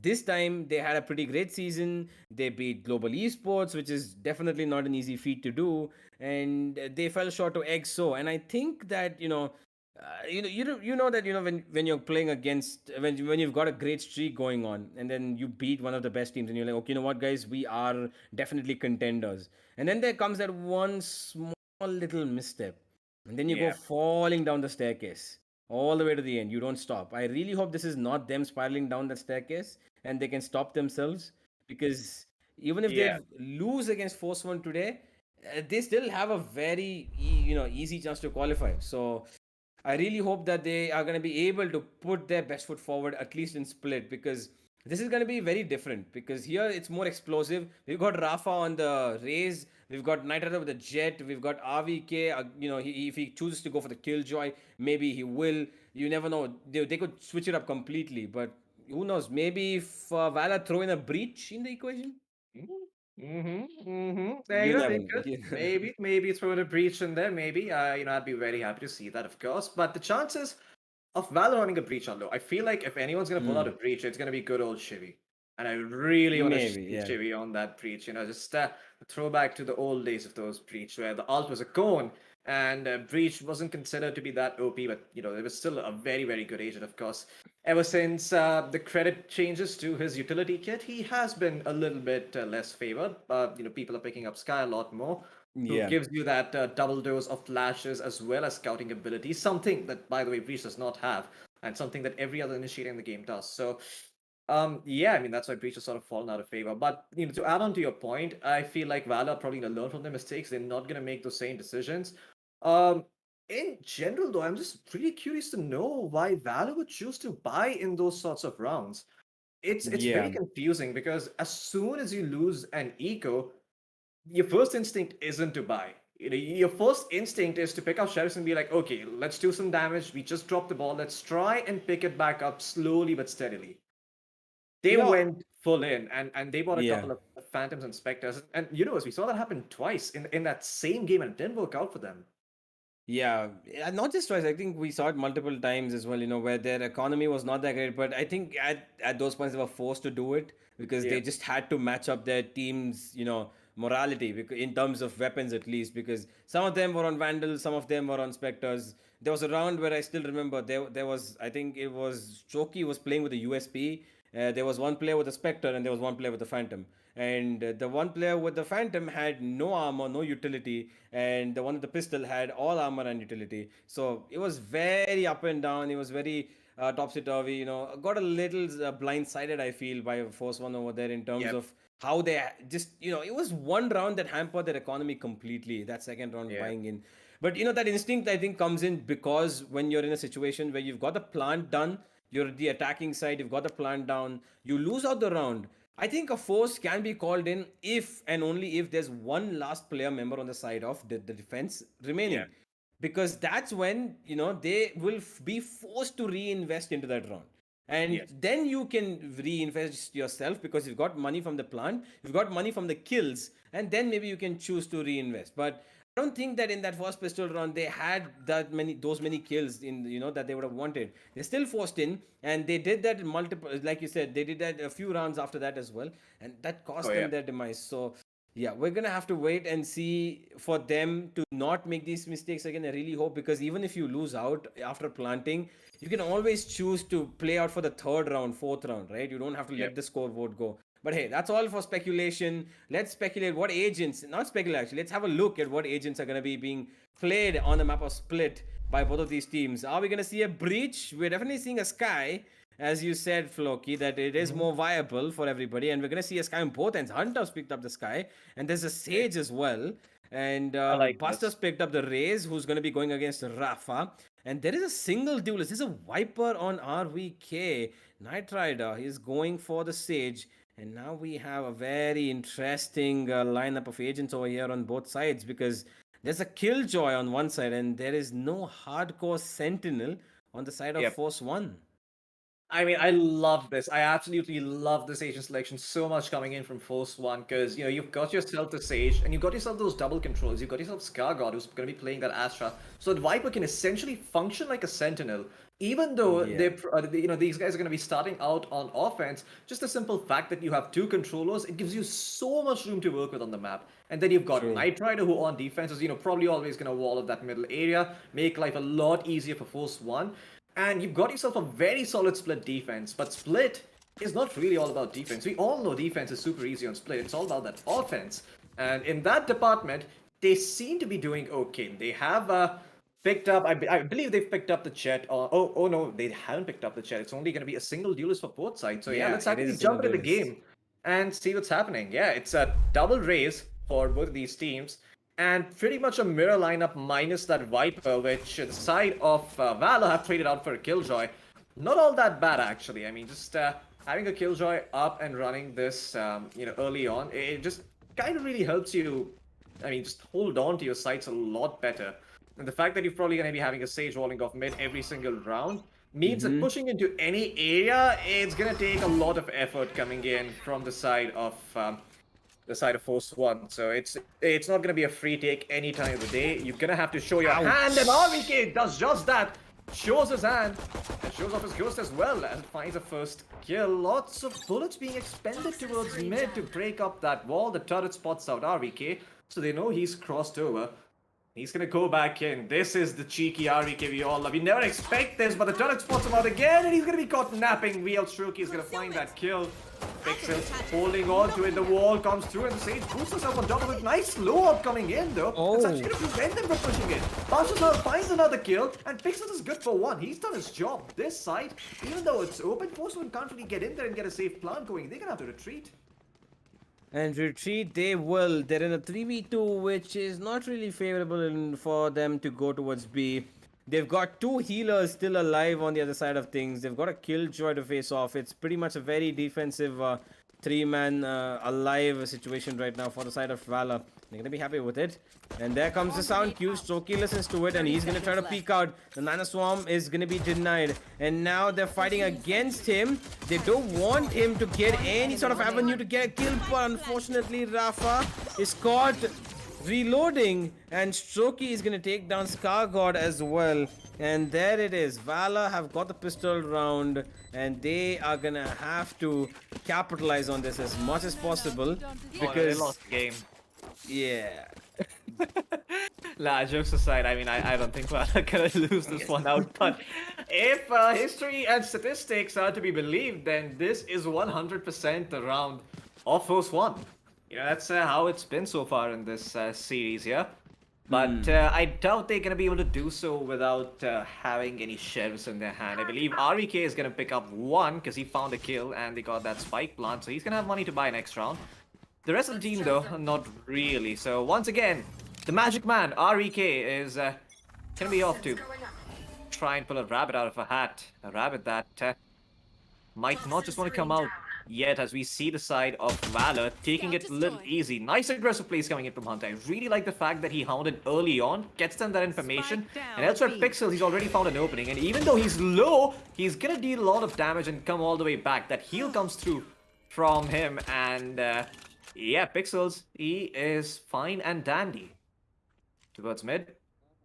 Just have them holding out here, and at this point, it's all really gonna come down to the Raze who has snuck into the A side. This might just be bait, because REK, oh, never mind, that turret spotted out that Raze. They know Rafa is there, and even though they have some control of A, Rafa is most likely dead. Buster Pain shells up that little elbow area and then looks in the other direction for other people to peek in, but Knight Rider, that gravity well doesn't mean anything to him. It's just a concept. Yeah, and now the concept is going to be him winning this round, which is definitely going to be turned down by the side of Valor. He heals himself up, he's got a Sheriff, he's got a Spectre, and walking towards his death, which Hunter's going to feed it to him. Now Valor, they've got the second on the board. So far so good for Loki. But here comes the Force from Force 1. Now they have a full buy. Now they have everything that they need to make this work for them to win out this round, because they're facing off against 4 Spectres and a Vandal, which is in the hands of Valor. But here's the thing, because it's split, I'm not gonna count out Valor at all from this round, because they can play these close corners, they can play these niche angles, and they can get in the faces of Force 1. If they do that, then I think Force 1 might be a little surprised, because so far Valor haven't really committed their bodies in terms of aggression. We've seen utility being thrown out in aggression, yes.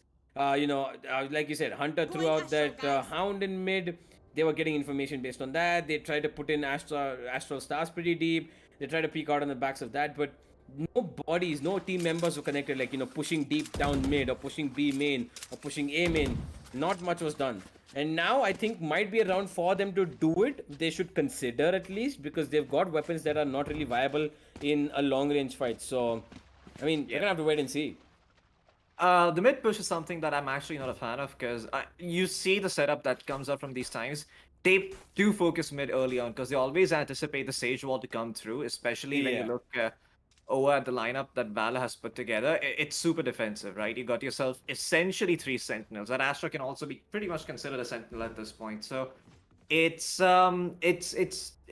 really wise to just hold on to your horses, let your utility do the work for you, and then go in for the kills when you have all the information in the world to work with, right? So this way you don't get caught by surprise.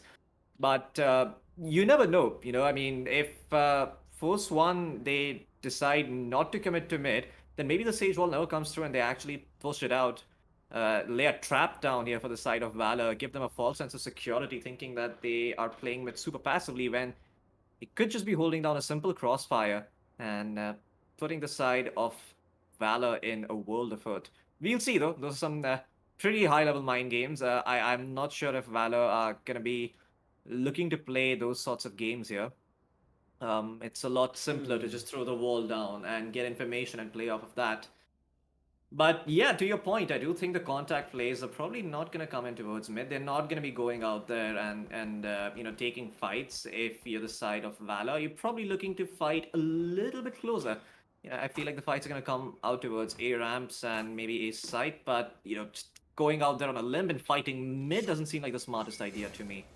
Especially when Pasha Sahel has those slow ops, right? You kind of want to squeeze out all that utility from the Sage. You don't want to just go straight ahead into frag mode and just go ahead and find kills and play that Sage like a duelist. Just pretend that your healing is an ability that was made for you to go out there and peek. So after you take damage, you get the kill, you can come back and go for more. Yeah, that is true. But, we're going to have to see how exactly Forsen are going to be tackling this. Right now, there's a small little tech issue as Strokey has disconnected from the server, but he should be making his way back pretty soon. Internet issues, not very uncommon at all. And Valor, they had a momentum going, Floki. This could possibly hamper them a bit, I believe. I really hope it doesn't. But it could, because it's pauses like these that could just just define how exactly they're gonna play out the next few rounds. Because when you've got when you're feeling your mouse and you know that you're getting it like complete feels of it, like left and right, you're flicking onto heads, and then when it all stops, your hand cools down, and you don't want that. You want to keep your aim warm. You want to keep yourself on your toes, and that's sometimes broken down by these rounds. We're gonna see if Valor are gonna give that up. But right now, I have a question for you, Floki. We saw the 9-3 curse completely belittled by Force One. They completely threw away. They said, "No, what? We're not gonna believe in that." Now, I want you to tell me, or everybody for that matter, what do you think might be the outcome of this? Do you think Valor can have an advantage going into the attacking half, or are Force One gonna be taking the lead? I feel like this is actually a round that maybe the side of Valor win. It's a weird because my reasoning is not what you would expect, but the pause actually sort of favors Valor, right? I mean, this is what the side of Force One have been waiting for. They've been thinking to themselves, okay, guys, we screwed up the buy round.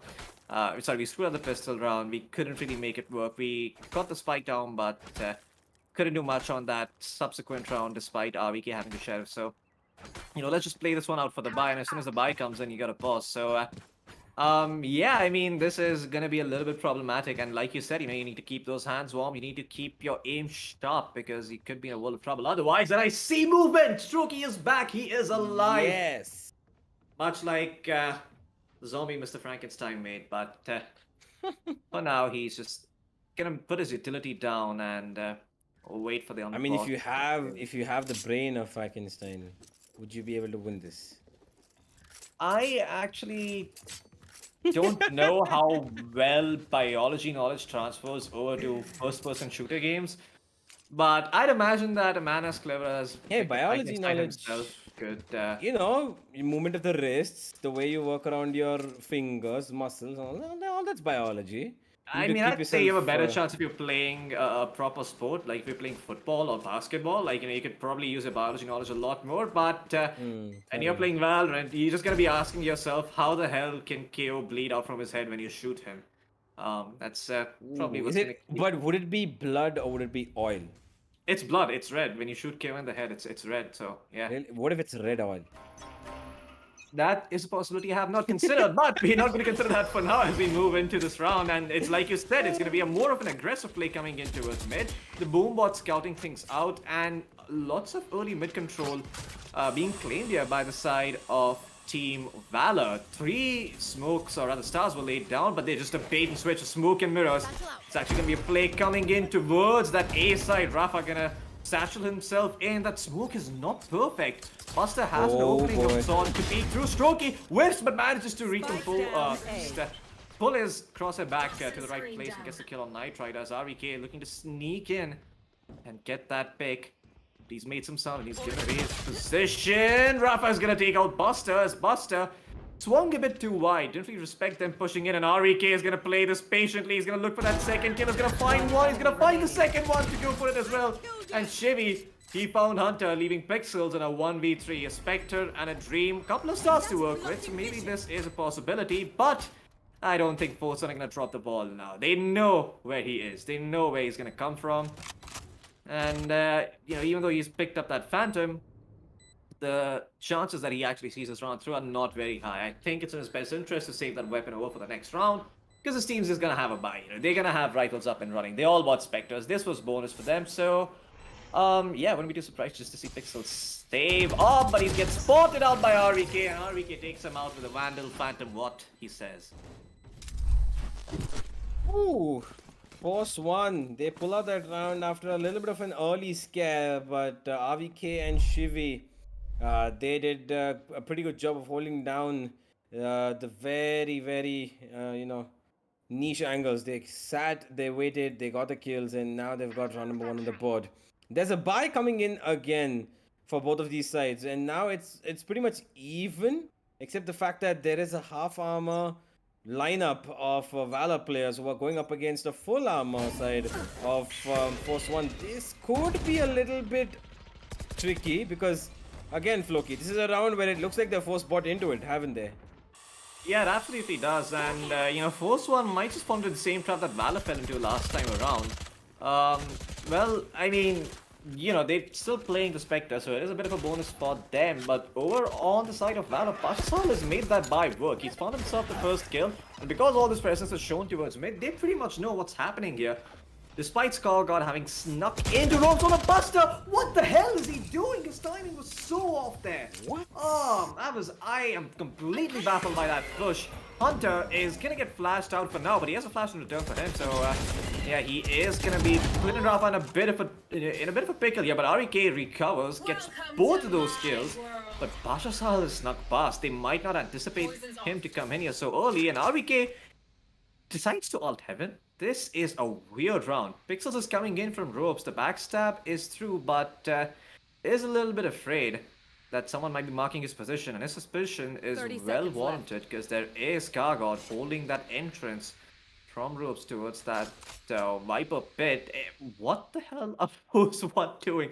There's not a lot of time remaining. 18 seconds on the clock, and they're gonna hightail it towards B, where there is no one waiting. Pasha Sahil had made his way towards A, and Pixels has no idea what's going on here. He's just trying to sneak around for information, but that spy plant should tell him everything that he knows. And there you go, Pasha Sahil also has an idea of what's happening now as Shivi puts that spike down, and Pixels, well, all down to his timing, and it has been ruined. The bird scouts him out, they know where he is, and he is gonna be in a world of trouble. Pasha Sahil gonna reveal his position as well, tries to bait them with the slow up, but does not succeed. It's a gravity burn, everything from the kitchen sink, but it's not enough.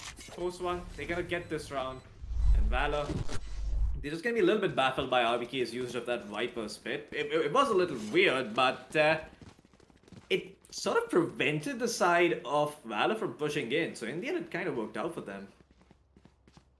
I mean, it was a weird thing to do. It's not something that you anticipate, a Viper spit in heaven, but hey, if it's not broke, don't fix it.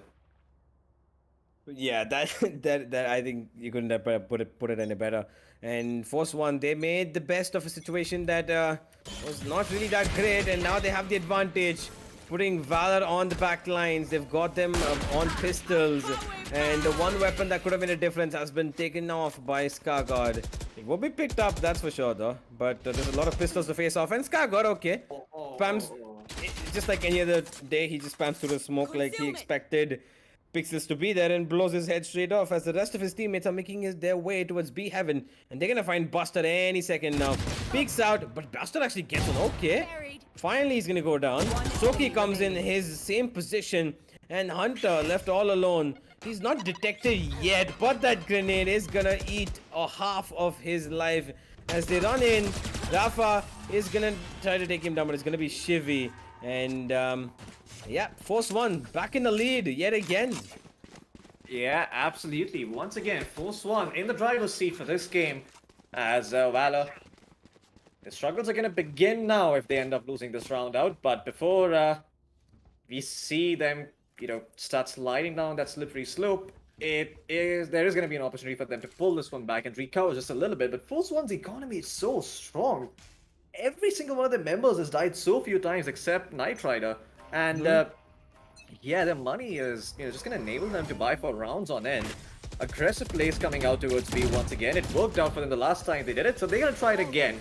But they don't find anything, and they back off respectfully. I like this move coming in from Valor. Respecting the side of Force One, something that they were doing a little excessively on Haven, but on a map like Split, it's much appreciated. So now, it's going to be the side of Force One getting that mid control back after breaking these walls down. So yeah, their hands are shown. That is that. They've got weapons to fight this off. Hunter looks like he wants to make first contact. Rafa throws in a nade to try and push him off as they go in towards Vent Room, and this could be a little bit of a difficult situation for Force One more so than Valor, because they're stuck over here. They don't know where they want to go. I'm not quite sure, because if they go towards A Heaven, which they are making a lot of sound doing so as well, they know that there's going to be a Killjoy turret over here, and Buster, he listens to all of this sound and he's going to reposition himself because he knows that the last time what happened when they came towards A Heaven. And RVK is crawling up here as well. The Seekers from Shivi go in to give a fake towards B, and looks like they're eating it actually. They're rotating over here, Floki. This is actually perfect. Force One are making this work, and their ultimate. Oh, wait, no, that's actually. Oh! Yeah, they messed up a little bit. RVK actually threw down that snake bite, so they ended up revealing the fact that it was a bait and switch. Oh no. And now they just trapped on this part of the map, getting sandwiched from two sides. On one side, it's going to be a very thin piece of bread that's Strokey holding them down, looking to peek out, but RVK has his number. The planter will be protected, and that's the kind of teammate you want in your ranked games as well. Everybody appreciates an RVK on their team. But the 3-3 situation, not an undoable one, but the res is available on Knight Rider. Problem is, he's not in a position to resurrect anyone as of now, so it'll be a hard one to pull through, and Knight Rider just found Pixels as well. He's gonna find another one on Hunter, as Pasha Sahel has his own resurrection at the ready. But is he gonna pop it? Running out of time for now, and he knows that there's no way on earth he can go towards that side without clearing out that angle first. And that's it, Force One. They've done it, they've broken the Camel's back. Valor, they don't have any money remaining now, Universe, and Yeah. even if they win the next buy round, it's gonna have to be a series of consistent wins, because that loss bonus is gonna go away for them. So yeah, they are in a bit of a rough spot now here. Kinda need a miracle to make this one work. They might need this Thrifty. If that comes in the form of a miracle, it would be a miracle if they get this. They're gonna need this first pick from Pasha Sahel, but it's gonna be Knight Rider who is gonna take it down pretty easily. He does not spot Pixels, but that flash will spot out Knight Rider and blind his eyes, and Pixels is gonna take him down with a jiggle, and he completely obliterates Knight Rider. They can't pick up that weapon if they want to, and that's what they're gonna do after getting that Hound to clear out the angles. They have one weapon to fight with, Soki. It's a lot of damage, 70 HP, a Sheriff to work with, the grenade coming in from Buster to try and curb the push from the side of Force One. But what he's not going to be able to curb is the push coming in from mid. But Soki, he comes on strong, he finds Rafa's head, and Hunter finds RVK, and this is happening. The Thrifty, the miracle you talked about is working out for Loki. Oh no, Shivi is blind as a bat, and he's gonna get peeked out by Hunter. Hunter knows how long that flash lingers. And I think they prayed to the gods, they called up Macklemore. They're like, sir, we need a Thrifty down, can you please deliver? And he did. That's a reference to Thrift Shop, by the way, if you're wondering. Okay, I tried. Hey, But that's yeah, okay. a very important round victory here for the side of Valor. Universe, this means that their economy is doing very well now. And if you look over to the side of Force One, sure, they've got a couple of 2,000 to 3,000 credits lined up in their pockets, but I don't think they're going to be able to buy in the next round. That's not going to be enough. Well, Pasha Sahel also has that resurrection for his troubles, along with that new Phantom. Makes a nice sound when you start firing it. An even better one when you get the round ending kill, but yeah, if only to see skills that. enable I want you to to see that. Yeah.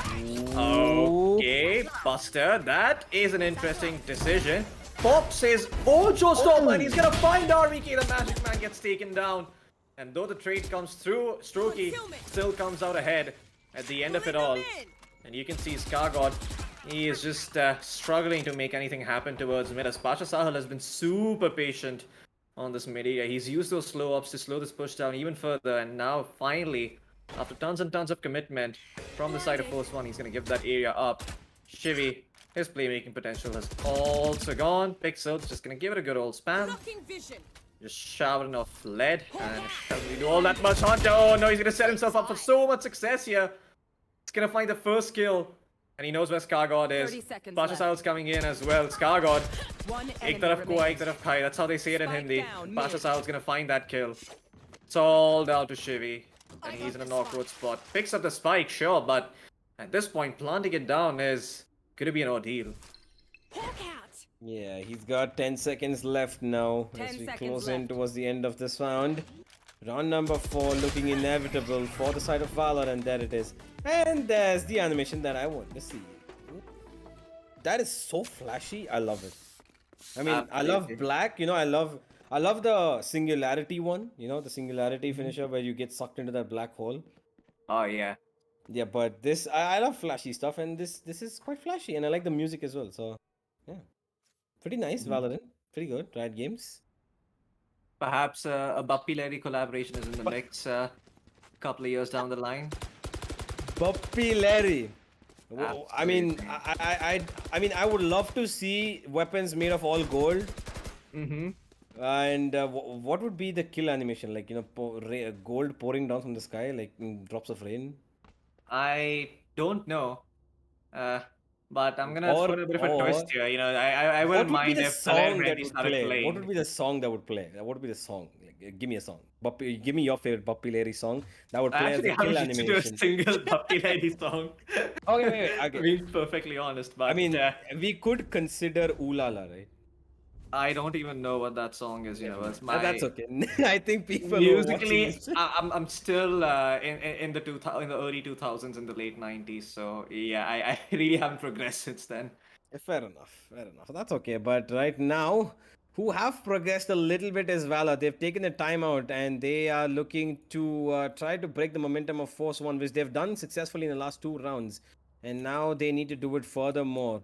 And this timeout could be a little bit of a better one than what was proposed the last map, Floki. Clearly, they have picked it at a time where they're deciding as to how exactly they want to defend the rest of the rounds. Do they want to switch it up? Maybe, you know, completely turn up their tides, you know, switch the agents between A and B, put a killjoy on A, put the killjoy on B, send pixels over towards A, try to make things work that way. Whatever it is, this is the time to do it. This is the time to big brain the hell out of this game, because this is the point, the tipping point. I feel, you know, it could go Yeah. maybe 6-6, 7-5, 8-4 on either way, and yeah, we're gonna have to wait and see. I mean, this is gonna be a hard-fought affair for Force One, but 4 rounds on offense in a total of 8 rounds is not bad at all. I mean, if they can get themselves up to 5, maybe even 6 if they're lucky, their defense is a nightmare to break through. I mean, I do not want to know what happens when RVK is on that defense. I mean, he has Knight Rider to help him out. I mean, it's just gonna be such a cluster truck of a situation where you're trying to squeeze in through any gaps that there might be, and that's the bait that they laid down for you perfectly.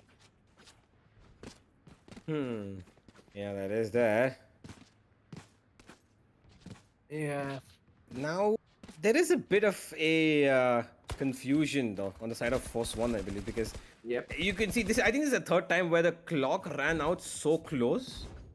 They are taking too long to decide where they want to go, and I think that might be a little bit of problem for them, because they're giving, Yeah. I think, aggression in terms of where they should be giving mid as usual, you know, breaking down the Sage wall. They have RVK, who's always constantly throwing down that Viper's wall towards A, giving a little bit of a fake there. He's constantly showing his presence towards A, and they're acknowledging it, Valor. But it's just they're taking so much time to see how the game feels, and you know, do you think that might be a little bit of a concern if they continue doing that again and run down the clock? I think so. I think, Force One have been taking their own sweet time to make things happen. And when you start doing that, you fall for this sort of illusion that playing slow is somehow considered the right way, where that might not necessarily be the case. Playing slow is obviously good. It's more often the side that you should it's the side that you should err on, as they like to say. But it's still an error at the end of the day if you play it too slow, and that is what is my biggest concern here for the side of Team Force One, because they've been in that situation before, right? They've been in that situation just in this game where they took a bit too long to decide. And even though in the end, I think they oh no, they actually ended up losing that round. But I mean, even though they got close to planting that spike, in the end they lost that round. They did make one of those type of rounds work, but when you sort of hinge the outcome of an entire round on the last 12 seconds, you put yourself, you set yourself up for failure. I mean, the probability that you fail is so much higher. So I just Yeah. prefer those sorts of situations where, you've decided where you're going to go 1 minute in, maybe, 1 minute, 15 seconds in.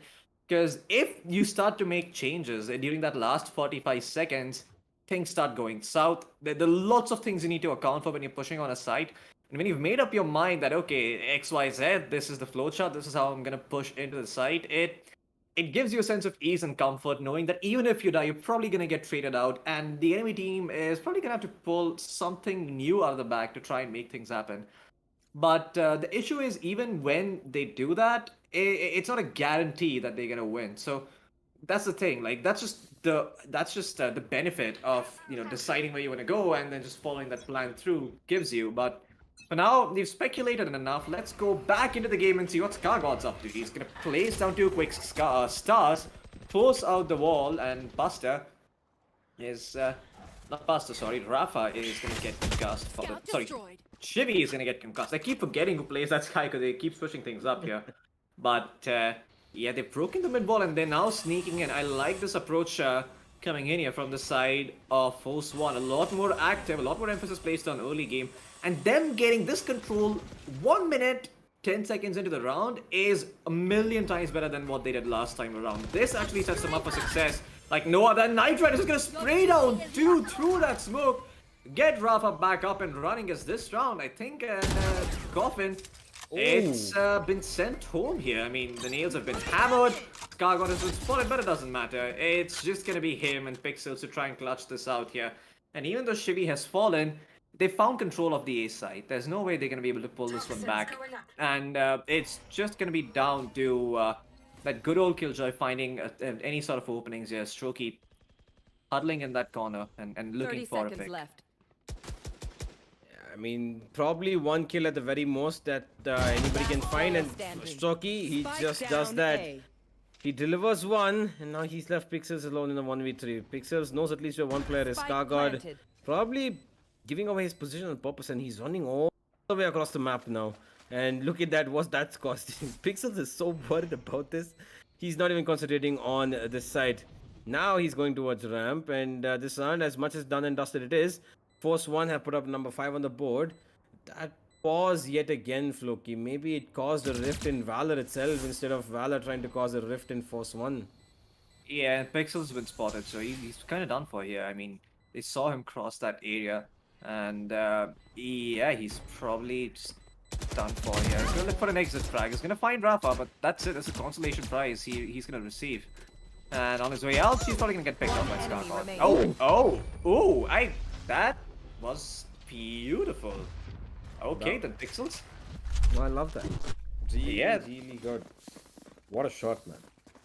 But they still lost the round though, and Force 1, they found their 5th on split offense, so they're in good shape here. As long as the side of Valor continue to play this way, they are gonna have a bit of a hard time on offense, because you have to remember, even though you have a Sky, you don't have that same Viper at the side of Force 1 do, so you're not gonna be able to slice up that A side the way RVK is doing and play around with that Viper wall. It's just not gonna be the same case. 4 players towards mid this time coming in from the side of Valor. Might be a bit of an overcorrection, but yeah, that wall's gonna go down here, and that's gonna prompt the rest of his team to maybe take up some better positions elsewhere. As the side of Force 1 starting to look to break through this A defense here. There's nanoswarms and alarm bots waiting for them. Paint shells come through. That's going to clear all that utility that the Killjoy placed. And Buster, he's going to get prompted to throw down his own boom bot along with his own paint shells. He's going to get spotted out by the boom bot, but that's okay. They managed to stop this push for the time being, but that smoke comes in from RVK and he's going to push it. He's going to make it work. He's throwing down satchels here, Buster, but Buster, is he going to find the kill? Yes, he is. He's going to find Knight Rider, even though RVK was the one who was tagged up. Sliding through the smoke, doesn't find him. RVK walks out alive, but the spike has been planted on A. And Force One are holding for now. Backup is coming in from defender spawn, but it's a 3v4 situation. Resurrection available. No good bodies to resurrect though. They're all in awkward positions here. And it seems that they're gonna do it anyway. Okay, Hunter is gonna come back into this fight here. Okay, Pixel's actually gonna find multiple kills. Buster's gonna get RVK as well. It's all down to Scargod coming in from the backstab, but Hunter picks him off. Somehow Valor managed to make that work despite Force One's heavy commitment. And at the end of the day, you really have to give credit over to Buster because this man single-handedly stopped that push from coming through. On my way. Yeah, that revive came in at the perfect time. I think, you know, if they had probably done a little bit more late, Force One would have probably had a bit of a moment to reposition themselves.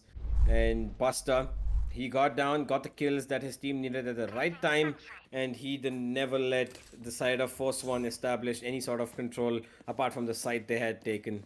So yeah, now Force One, the penultimate round of this half, they're gonna have to be forced onto secondary weapons more so.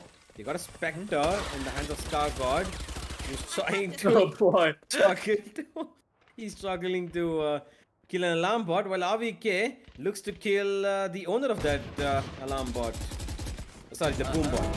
Forgive me. Yeah, that's okay. You're forgiven. And looks like Rafa and RVK, they're gonna look for forgiveness in heaven as they've been put out of their misery. Force One, I mean, all they're really looking for is to get the spike down. They have enough money left over for the next round to get a proper buy going, and Knight Rider is just looking to distract them. Is going to boost himself on top of his own wall, but Hunter is aware of his shenanigans. He takes him out.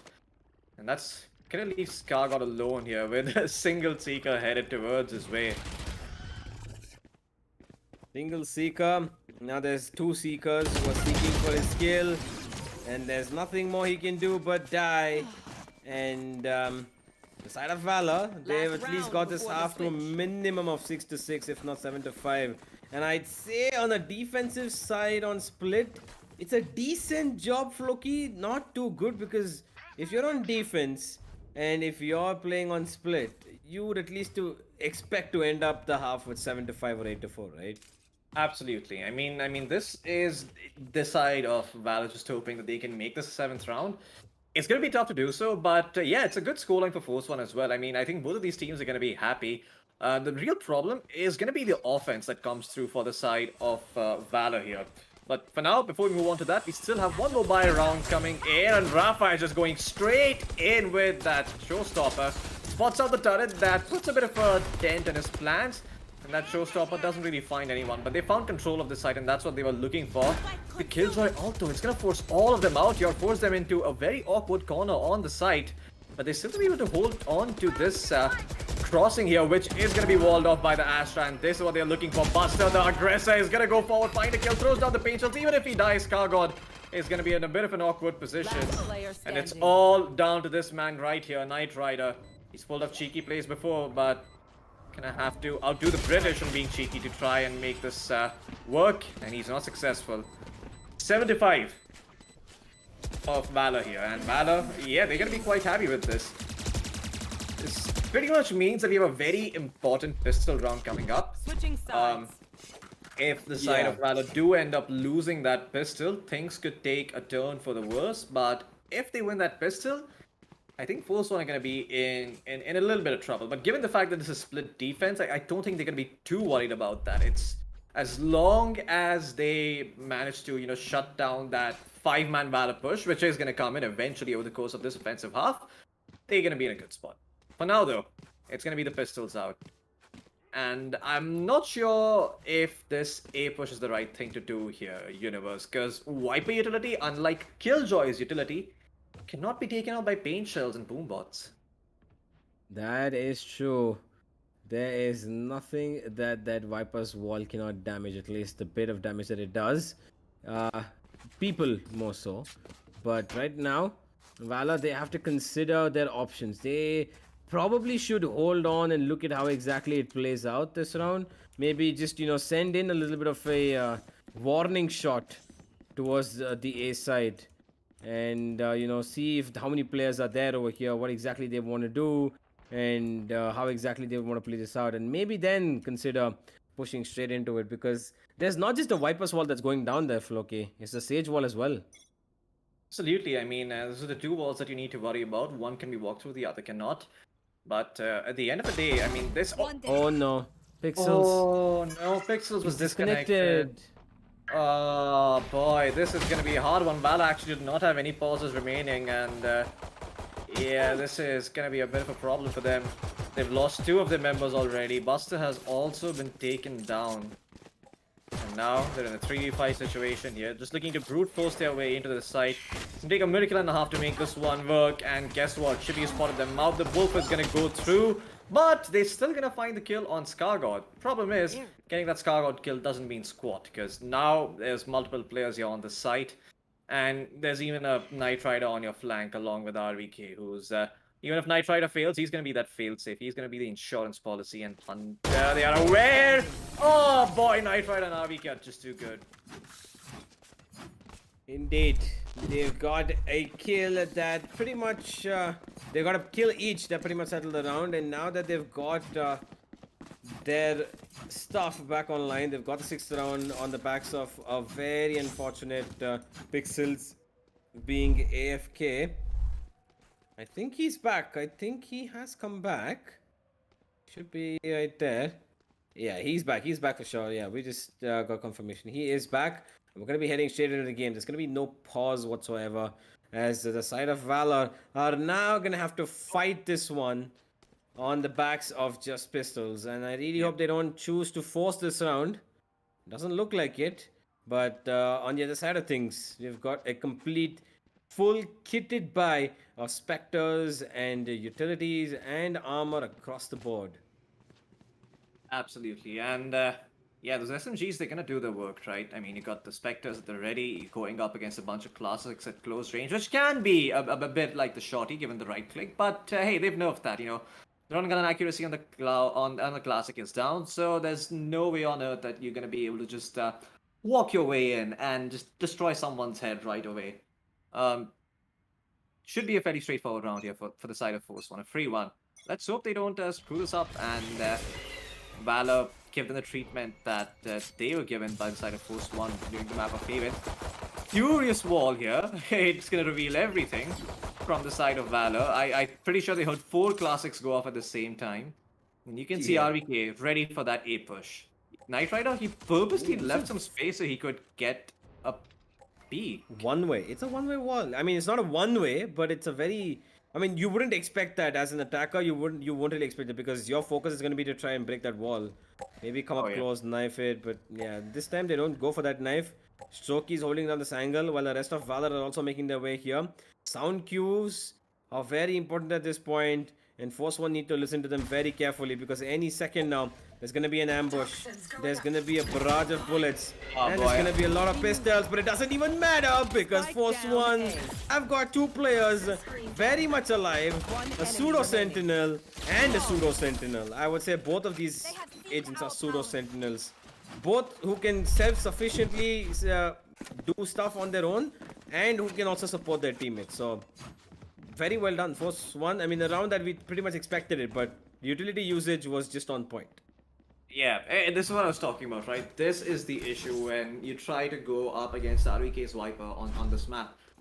The Killjoy, sure, you put your stuff down on the ground, sometimes it gets taken out by paint shot, that's all fine and dandy, but the Viper is a lot more of an active Sentinel to deal with, if I do say so myself. It's a Sentinel that is gonna play aggressively. Nice smoke sort of defeats the purpose of that initial flash, but Strokey, that paint shell lands directly under his feet, and he's taken, I think, 55 damage for his troubles there. Rafa pushed up aggressively inside the Scubby. That boom was gonna reveal so much. The flash comes through, and it's a grinder. I mean, the meat grinder is through. The 2 Spectres do their work. Gravity well to hold them back. Force One, they've just shut this push down completely as the side of Valor struggle here. And even though they managed to stun up Rafa, they have to worry about Shivy. He's playing around with his body right now. Strokey, throw down that Nano Swarm, and you can see Rafa already moving in. Shivy actually got that Nano Swarm in return. But Hunter got that trade, and he is just getting slaughtered. That Spectre does so much work. Buster in a 1v3. This is going to be super hard. He's going to get that first kill. Has fair amount of HP remaining. Maybe if he can draw them out towards longer ranges, this could work out for him. Because, you know, I mean, at this range, he can just get one taps with a Vandal while they struggle to get any sort of any sort of damage done to him with those Spectres. But it's not going to be so easy. The gun, I believe there is... Oh, no, there's no rifle available here on the side of Force 1. Okay, so Shivy's rifle... Shivy actually didn't even have a rifle. So yeah, there's pretty much no possibility of them getting a rifle without contesting Buster. And Buster just flying up in the air with the satchels. Doing his best impression of Mario. In the end, gets taken out by RVK. Yep. Jumping around, trying to bop some heads, but it's gonna be him who finds himself among the dead. Oh yeah. Now, Valor have lost their lead yet again, Floki. Just 3 downs. And Force 1 have pulled it back, and the defense that looks formidable so far at least. We've got a buy from Force 1. I mean, they're going to be continuing on their rampage against the Sheriffs this time. And another Thrifty could be on the cards, a miracle that could be coming in. But Knight Rider is already cut short it by one man. And it's looking a little difficult for them. They've got Seekers on the line, Valor. But I don't think Hunter's going to be deploying it this zone. Maybe if they get 2 kills, this is around where, you know, they deploy those Seekers to try and maybe make some space or set up for more kills. But until that happens, he's not going to be deploying those Seekers. And with their Sage already biting the dust, with Pasha Sahel out of this round, there's just very little incentive for them to, you know, make use of any utility at this point. Just try and save it for the next round. Maybe, you know, build up your own economy bit by bit. But... yeah, it's all going to be down to Hunter as well as Pixels. And Pixels, oh boy, caught on that wrong side of that wall.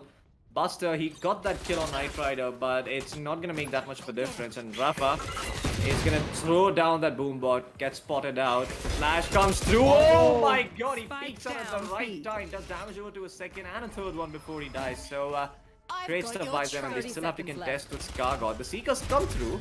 They reveal the position of players on the side of Force 1, but now they're in an awkward spot. If they don't take this duel soon enough, they're gonna be walking into a meat grinder, and Scargod, he's gonna find that first kill. Hunter just worried about 2 angles at once. Can't do anything in this round. Seekers wasted round 1. I think Force 1 are gonna be very happy about that. And, yeah, Force 1. Yeah, it just seems that while the side of Force 1 were taking that sweet time to commit to sites, Valor are the exact opposite. Yeah, that is there. They are trying to brute force their way into situations where they can probably get, you know, 2 people facing off against 1, maybe 3, but it's just, I think it's more about how they place themselves against Force 1, because Force 1 can't rotate, they can throw in utility, they can slow them down, they've got utility to do that. And that's exactly what you need to consider when you're trying to move in for an aggressive push, because it's not always going to be the case. RVK, very good position in terms of trying to throw down a little bit of damaging utility, which is not going to touch them. And neither is that grenade from Rafa. But it does give the position away of 2 players, Force 1s. Valor now have an idea, but they don't know there's a third around over here as well. And now they might. Here comes the flash, and here comes the push. Look at this defensive aggression coming in from Force 1. RVK finds 2. He's stuck in the corner. And here comes the Viper Spit. Oh my god. What in the world are these guys doing? First it was A heaven, and now it's mid down so very deep. Just mid control now belongs to us. That's essentially what Force 1 said with that aggressive play. And there's not much that the side of Valor can do over here. They have an opportunity to walk into A main though, but no one was perched up towards that area. So yeah, they pretty much have given up on that. Oh boy, that flash was perfect. Scargod gets that kill. Hunter just stuck in these sorts of situations, can't do all that much. And the reason the reason they went in for that mid push universe is because of RVK's defense on A. You know, that Viper, Yeah. it's just got so much paranoia in the side of Valor's head. They're like, okay, guys, let's commit to mid. And the side of Force One read that beautifully. They knew what Valor was going to try and do to maybe try and counter RVK's Viper. It didn't work.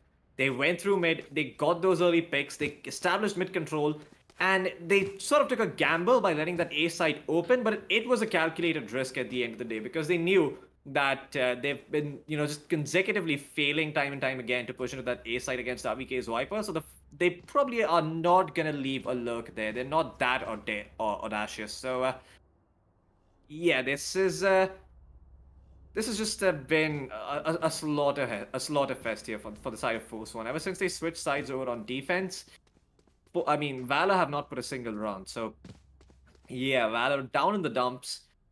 Do they have money for a buy? That's the bigger question here, because this is the point where you start considering maybe forcing here. If they lose this round, their margin of error goes down significantly. So at that point, they have to take risks anyway. Maybe forcing this round might actually be the clever call here, coming in from Valor and catching the side of Force One off guard, who might have a sense of security, thinking to themselves, okay, we got them at mid, we got them at A, the only place they can go now is B. So let's try and make a B play work, and they get greeted by 4 Bulldogs from the side of Valor. Yeah, that could be the case. Well, they could force into this one. That might be something that I think they might be considering right now as we speak, because you can see that there is a Vandal being bought. I mean, it can be unbought. I'm not quite sure what exactly Valor are thinking, but if they probably find 1 kill towards mid, right? I think that would be really, really helpful for them. They need 1 kill mid because they're not able to dominate mid at all. There's absolutely no avenue that they're getting down mid, because even if Force One give up mid, they're giving up mid on their own terms. They're saying, Valor, you want mid? Okay, you can take mid, but we're not going to give you this. And they fall back, and then they attack them again from their own defensive lines, which is set far behind what mid is. So Force One are very much in control right now, and I think that Valor needs some control, and I think it starts with mid. Maybe try and get that vent room like Force One did multiple rounds in their attacking side. Try to force them out of the situation, play from A heaven, play from B heaven, and then try to dissect them with your other players moving in towards the main sides of those sides. So yeah, we're gonna have to see how exactly they come up with their strategies and their tactics. And we are going to be going back into the game, ladies and gentlemen. Tech issues have always been a problem for everybody in our region. But we are back now. And I'm going to let Floki take over, because this round looks like it can be very important for Valor. Oh yeah, you're absolutely right. Stargod, he is walking into that slow up. It's a big risk that he took, but he's going to get away with it for now. And this is what I talked about earlier, right? They tried mid, they failed. They tried A, they failed. They're probably going to leave Strokey towards that area and try and make a B push work. A B push that Force One probably should have been ready for, but they're instead pushing out towards A. So, yeah, okay, this is going to give it away. They start using that Hound. The smoke's starting to come through, and Scargod is left alone to try and hold this and make it happen. A second smoke comes out. This is a rather deep smoke into his own side, but Buster's not going to respect that. He walks right through it and gets taken out by Knight Rider. Scargod's position still has not been revealed. Even though they know that there is an Astra possibly on the site, they have not found her yet. The Seekers go through, but they don't really spot anyone out thanks to that wall. Pixels, for the time being, is going to be taken out, but Knight Rider is just shutting all of them down, and this is exactly what we feared. Strokey on the lurk, RVK on the lurk himself as well to counter. He's going to win that duel, as a very good round comes in from Force One. 4 players alive. It's 4 rifles being carried over into the next round. And Team Valor just struggle to find their footing here. This is going to be problematic, to say the least, Universe, because now they're pretty much playing for overtime. Yeah, I would believe so, Floki. They need to make a decision, and they need to make it now. They force buy into this. They're putting their life on the line. They echo this. They're still putting their life on the line. It's pretty much, a do or die. But the fact that die is in bold letters with, I don't know, the font size maybe 386 or something, and the do is probably around 2. The max font size is 72, Universe. So that. Hey, okay. Hey, I don't work on Word every day. Okay. I mean, I like big fonts, and I cannot lie. Fair enough, fair enough. I mean, I wouldn't expect you to know how Microsoft Word functions. It's just something we all learned back in the fourth grade, so it's all Ouch. right. Okay, okay, Yeah, okay. All right. I'll take that. I'll take that. I'm, I'll I'm take I'm that. messing with you, man. Don't think too much about it. But yeah, speaking of Valor, they had to take a risk. They took a risk. It didn't work out for them. What's the game plan now? I think it's gonna be pretty straightforward by up sheriffs, but as I say that, they're gonna force one more time, Oh, and this is. I mean, yeah, I I mean, think I think given the situation, this is probably their last resort because they don't want to fight for overtime because that's more difficult, right? It's yeah. every round or this round where you fight for your life. So they look like they want to do it this round. They fight for this. They're gonna be able to at least pull up, force one, keep them on to 11, and then maybe go to 12 themselves. But Shivi, he might not let them with that hound. He spots out one. Rafa takes him down. Rafa looking for another. He's not going to get it though. But he does stack down Pasha Sahil so very low. A little of spam coming in. A revive. Shivi takes down one. Buster's ultimate gone completely useless. Here's another kill coming in Okay. for Pasha Sahil. The revive from the opponent side. And there's so much chaos happening right now on the server. But Knight Rider comes on top. He gets even the spike. And this probably could be the end of what Valor were trying to do. The 4 spike completely ridiculed as the last man standing goes down to Knight Rider. And another 3k for him. I think this is the third, maybe fourth 3k that Knight Rider's got.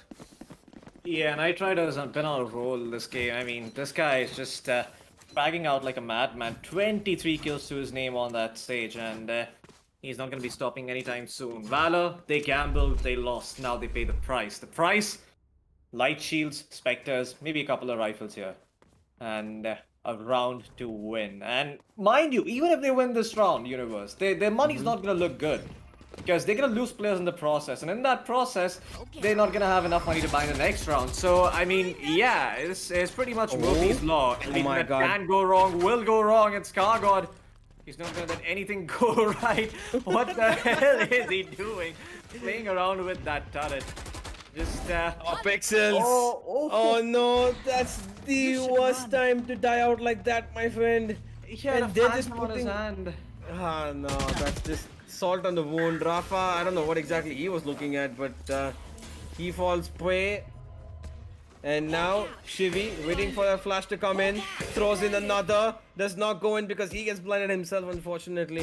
He has to retreat back, but RVK is holding down the side, Floki, and he's holding it down very, very tight. Shoki is going to be able to find a skill, but I don't think it's enough for Valor. They are going to try to push on towards Shivi. Shivi does not know that the player's on towards the right corner. He ducks himself, just jumps about, his movement working out for him, and he's going to be able to survive with all of his health intact. Knight Rider's coming on the backstab, and they expect this actually. Hunter, not looking in the right direction. He gets his head completely taken off of his body. And the last man standing goes to Knight Rider as well. Who else but to close it out for the side of Force One? As it is Force One with another beautiful victory on Split this time. Just giving Valor 2 more rounds than they did on the previous map. Yep. Showing that I'm pretty sure that Force One fans are going to be happy about, and Force One themselves are going to be very happy about. Absolutely. I mean, Force One have basically guaranteed their spot in that top four by now, right? I mean, Yeah. they needed this. We speculated that they needed 1 point to stay here. They found two. And the worst part is Valor actually didn't get a single map win, so their position could potentially be in jeopardy. I still think they have one match to go to maybe try and Yeah. close this out. So if they win that one, get themselves those 2 points, their position is also going to be secured. But yeah, this is not the way I was expecting the match to go, Universe. Valor, the way they lost was kind of disheartening when you look at what happened. They force bought on multiple occasions.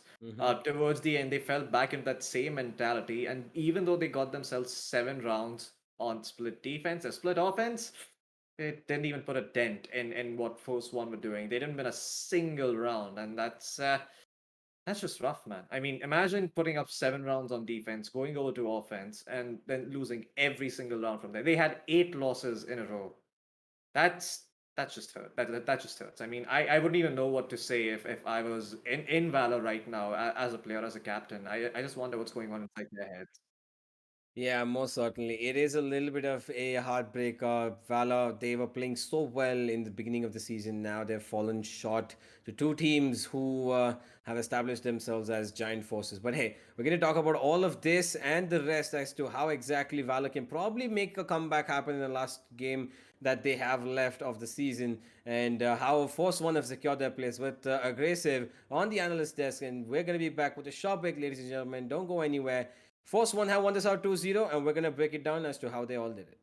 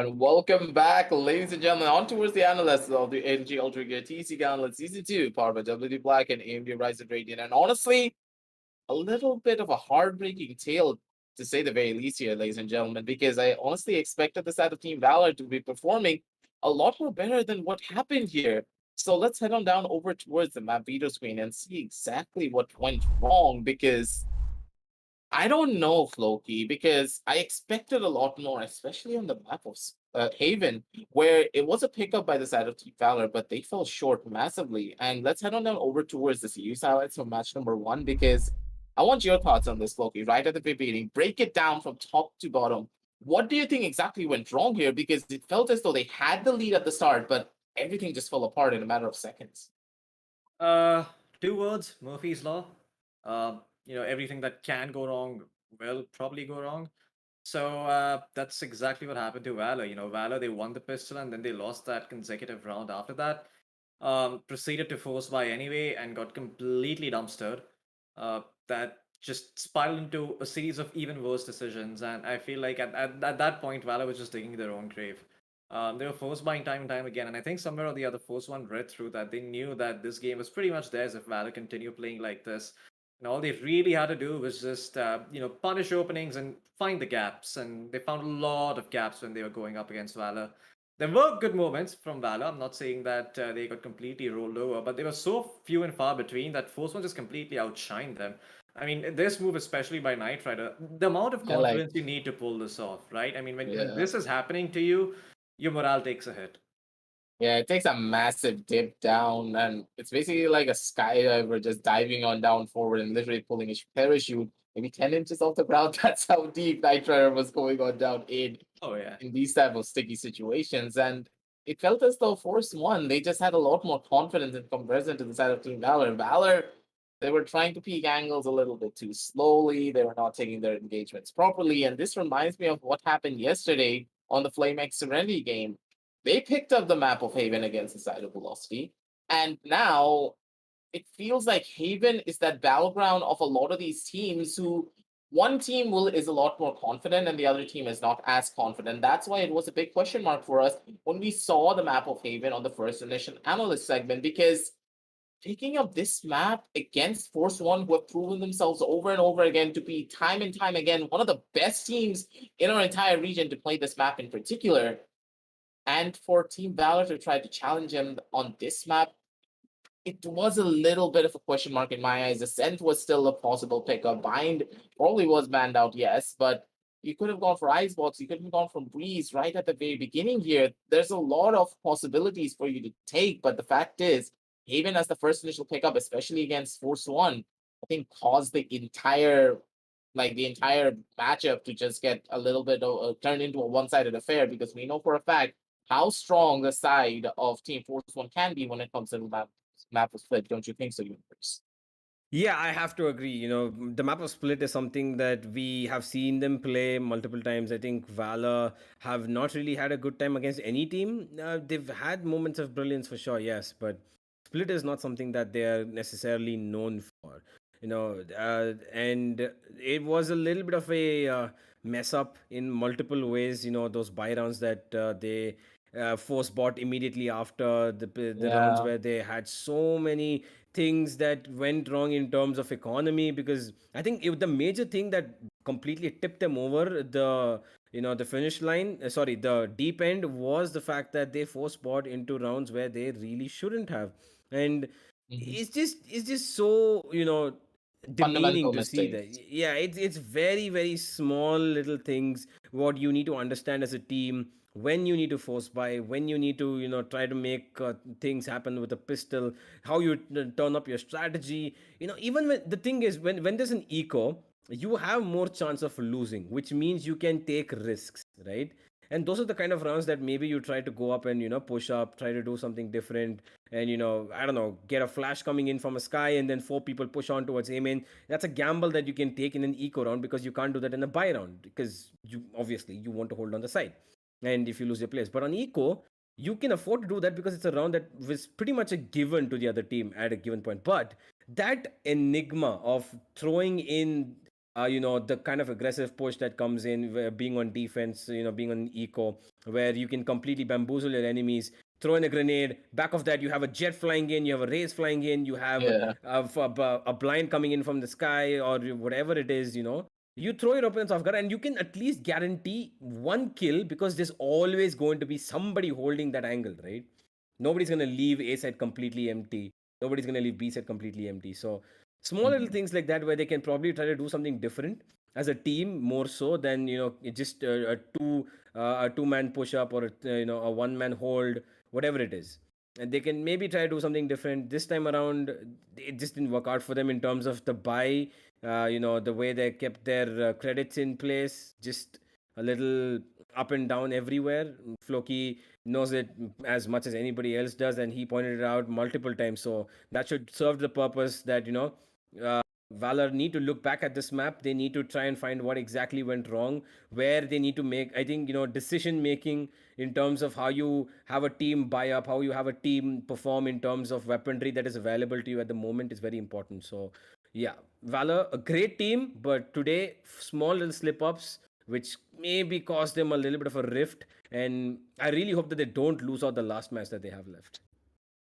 Yeah, if Team Valor lose out that last match, they're still going to be stuck on that 8 point margin, which is going to be a massive dent when you consider that now they're going to be relying on round point differentials to try and solidify their hold on towards the playoffs. And that's not something that you really want to do here, especially when you were a team that was at the number one spot and now you're heading down to the very bottom. That's going to be a massive blow when it comes down to you as a team and Mm-hmm. also when it comes down to the confidence moving on down forward into the playoffs itself, because you want to have the number one seed in your favor. The first two seeds are going to be going up against the second and third seeds. So like you do need to remember all of those factors. And the thing is, Team Valor, they just fell a little bit too short when it came down to the fundamentals of the game.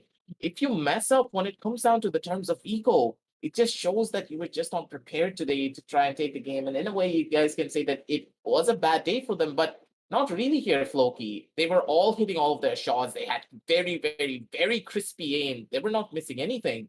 So when you make the fundamental economic mistakes in Valorant at this level, Yeah. you don't really expect that. I mean, I'm gonna say something that's gonna sound super rough, but if you put five players who don't really know each other that well and put them in a lobby, this is kind of what it looks like. I mean, Valor, sure, they were hitting their shots. It's not the aim that they were having issues with, but you could see their coordination was completely off. And you could read Yes. them like a book. You could read what they were gonna do next. Oh, A didn't work out, guys. We're gonna go mid. Mid didn't work out, guys. We're gonna go B. And every single place that they went, they just got completely shut down. It's so textbook coming in from Valor at times that it's almost too easy for the enemy teams to know what's going to come next. And at this point, if you can sort of predict what this side of Valor are going to do as a caster, as an analyst, then the players definitely know what's up, right? So I don't think Force One even broke a sweat trying to destroy Valor here. Sure, the defense was really good, and I think Force One probably have to tip their hat towards that fact and be like, okay, we respect Valor's defense. It's not half bad. They got themselves $7. Probably could have gotten themselves a bit more. But at the end of the day, it's like I said earlier, it's not the defense that makes the difference on split, it's the offense. And if you look at the agent selections that the side of Valor made, it was all defensive stuff. They didn't have the double duelist comp. They only had one initiator in that Sky, which is fair enough. I mean, usually you only have one initiator on this map. But then going for double sentinel and ending up with a score of 75, it left a lot to be desired. You really want to hit that 8-4 score line with a double sentinel lineup like that. Mhm. Maybe a wiper pickup for them could have worked out. If they had a wiper on their team or a wiper player, I think this game would look very different. Yeah, that's for sure. A little bit of a mishap when it comes down to the agent selection. And also when it comes down to the terms of controlling economy, it really does happen. Sometimes you have a really off day and the team play and coordination is just not going to be there. But at the same time, I would say decent try coming on down through from the side of Team Valor. But we expect a lot more from you guys because you guys are one of the best teams of our region. You transferred from being a tier two organization to being a tier one in a matter of a couple of games and in a matter of one season. So an absolute incredible showing coming on down from your end. But let's head on down over to the group standings, ladies and gentlemen, because we know for a fact that you want to see the overall points and who's been moving up and down depending on the situation. And it seems as though Team Valor, they're at the bottom of the barrel. But at the same time, it's not really a bad thing that they're at the bottom of the barrel because, hey, 4 2 and 8, they're still going to be more or less guaranteed a spot when you consider playoffs because one more point and they're pretty much safe. No one can touch them. But at the same time, if they don't get that 1 point in their following last game here, universe, yeah, they're gonna be in for a really bad. Yeah, that is true. It is at the bottom of the table. It looks very, very nasty for the teams that are there outside. They could potentially try to make a comeback if they win their next match and the one after. And I mean, I think they're going to be looking at Cohesion's match today against EXO, which is coming later on in the evening. And they're going to be hoping that Cohesion just slip a little bit so that they can have a chance at least to come up. But top of the table, we've got a team that is looking very comfortable with where they are. Points 10, wins 4, losses 2. But even in those 2 losses, they've made stuff work. So they've got the points that they need. They're going to be going into the playoffs for sure. Force 1 here, and they are the only ones. Sorry, they and Valor are the only ones here who have played out 6 matches. So they've got just 1 left, and we've got the Yeah. other teams who are fighting it out at the very end of this group stage to try to settle their points, try to get as much points as possible, as many wins as possible, because at this point it's about survival for the bottom 4, and it's about who's gonna probably end up at the top of the table for the top 4. Yeah, at this stage, like, let's just see what happens on here. Because when you consider the Ultragear TC Gauntlet Season 2, it's just an incredible showing from the underdogs. They're the ones who are always rising up to the top. But at the same time, as the weeks have passed, as we have gone through the entirety of our bracket stages, like, we know for a fact who's going to be the top 4 teams. They already are set in stone pretty much. Maybe a little bit of a mishap here and there for the 4th position, primarily from the side of Group B. If the side of Team Valor don't win at least 1 game on their following matchup, then and only then are we going to be seeing something spicy. Other than that, 1, 2, and 3 are locked in. They're set. Nothing is going to change there. But for the side of Group A, things could just get a little bit more interesting because it's all up to the side of Velocity. How will they change things up moving on down the line? There's a lot of talking points that we're going to be seeing when it comes down to the Group A matches. But for now, ladies and gentlemen, that's all that we have for you for right now. But hey, before we do sign on off, make sure to hit the like, hit the subscribe, and also hit the bell, because don't forget, we still have one more game that's going to be happening at 8 p.m. And as you are going to be going on down there to hit the like, hit the subscribe, and hit the bell, make sure to check out the links down below in the description, because we got a lot of fancy deals coming on down from our sponsors of WD Black and AMD Ryzen. Because if you want that processor, if you want an SSD to make yourself beefy and to make yourself super fast in the process, I'm going to be getting myself a processor, and I'm really excited for it to come on down through. Shipping takes a while, but hey, ladies and gentlemen, we got you covered on that margin as well. But for now, it's going to be your boy Aggressive, joined by Floki and Universe, signing on off, and we're going to be back at the 8 p.m. game soon enough with the LG Ultragear TC Gauntlet Season 2, powered by WD Black and AMD Ryzen Radiant. We'll catch you in a little bit.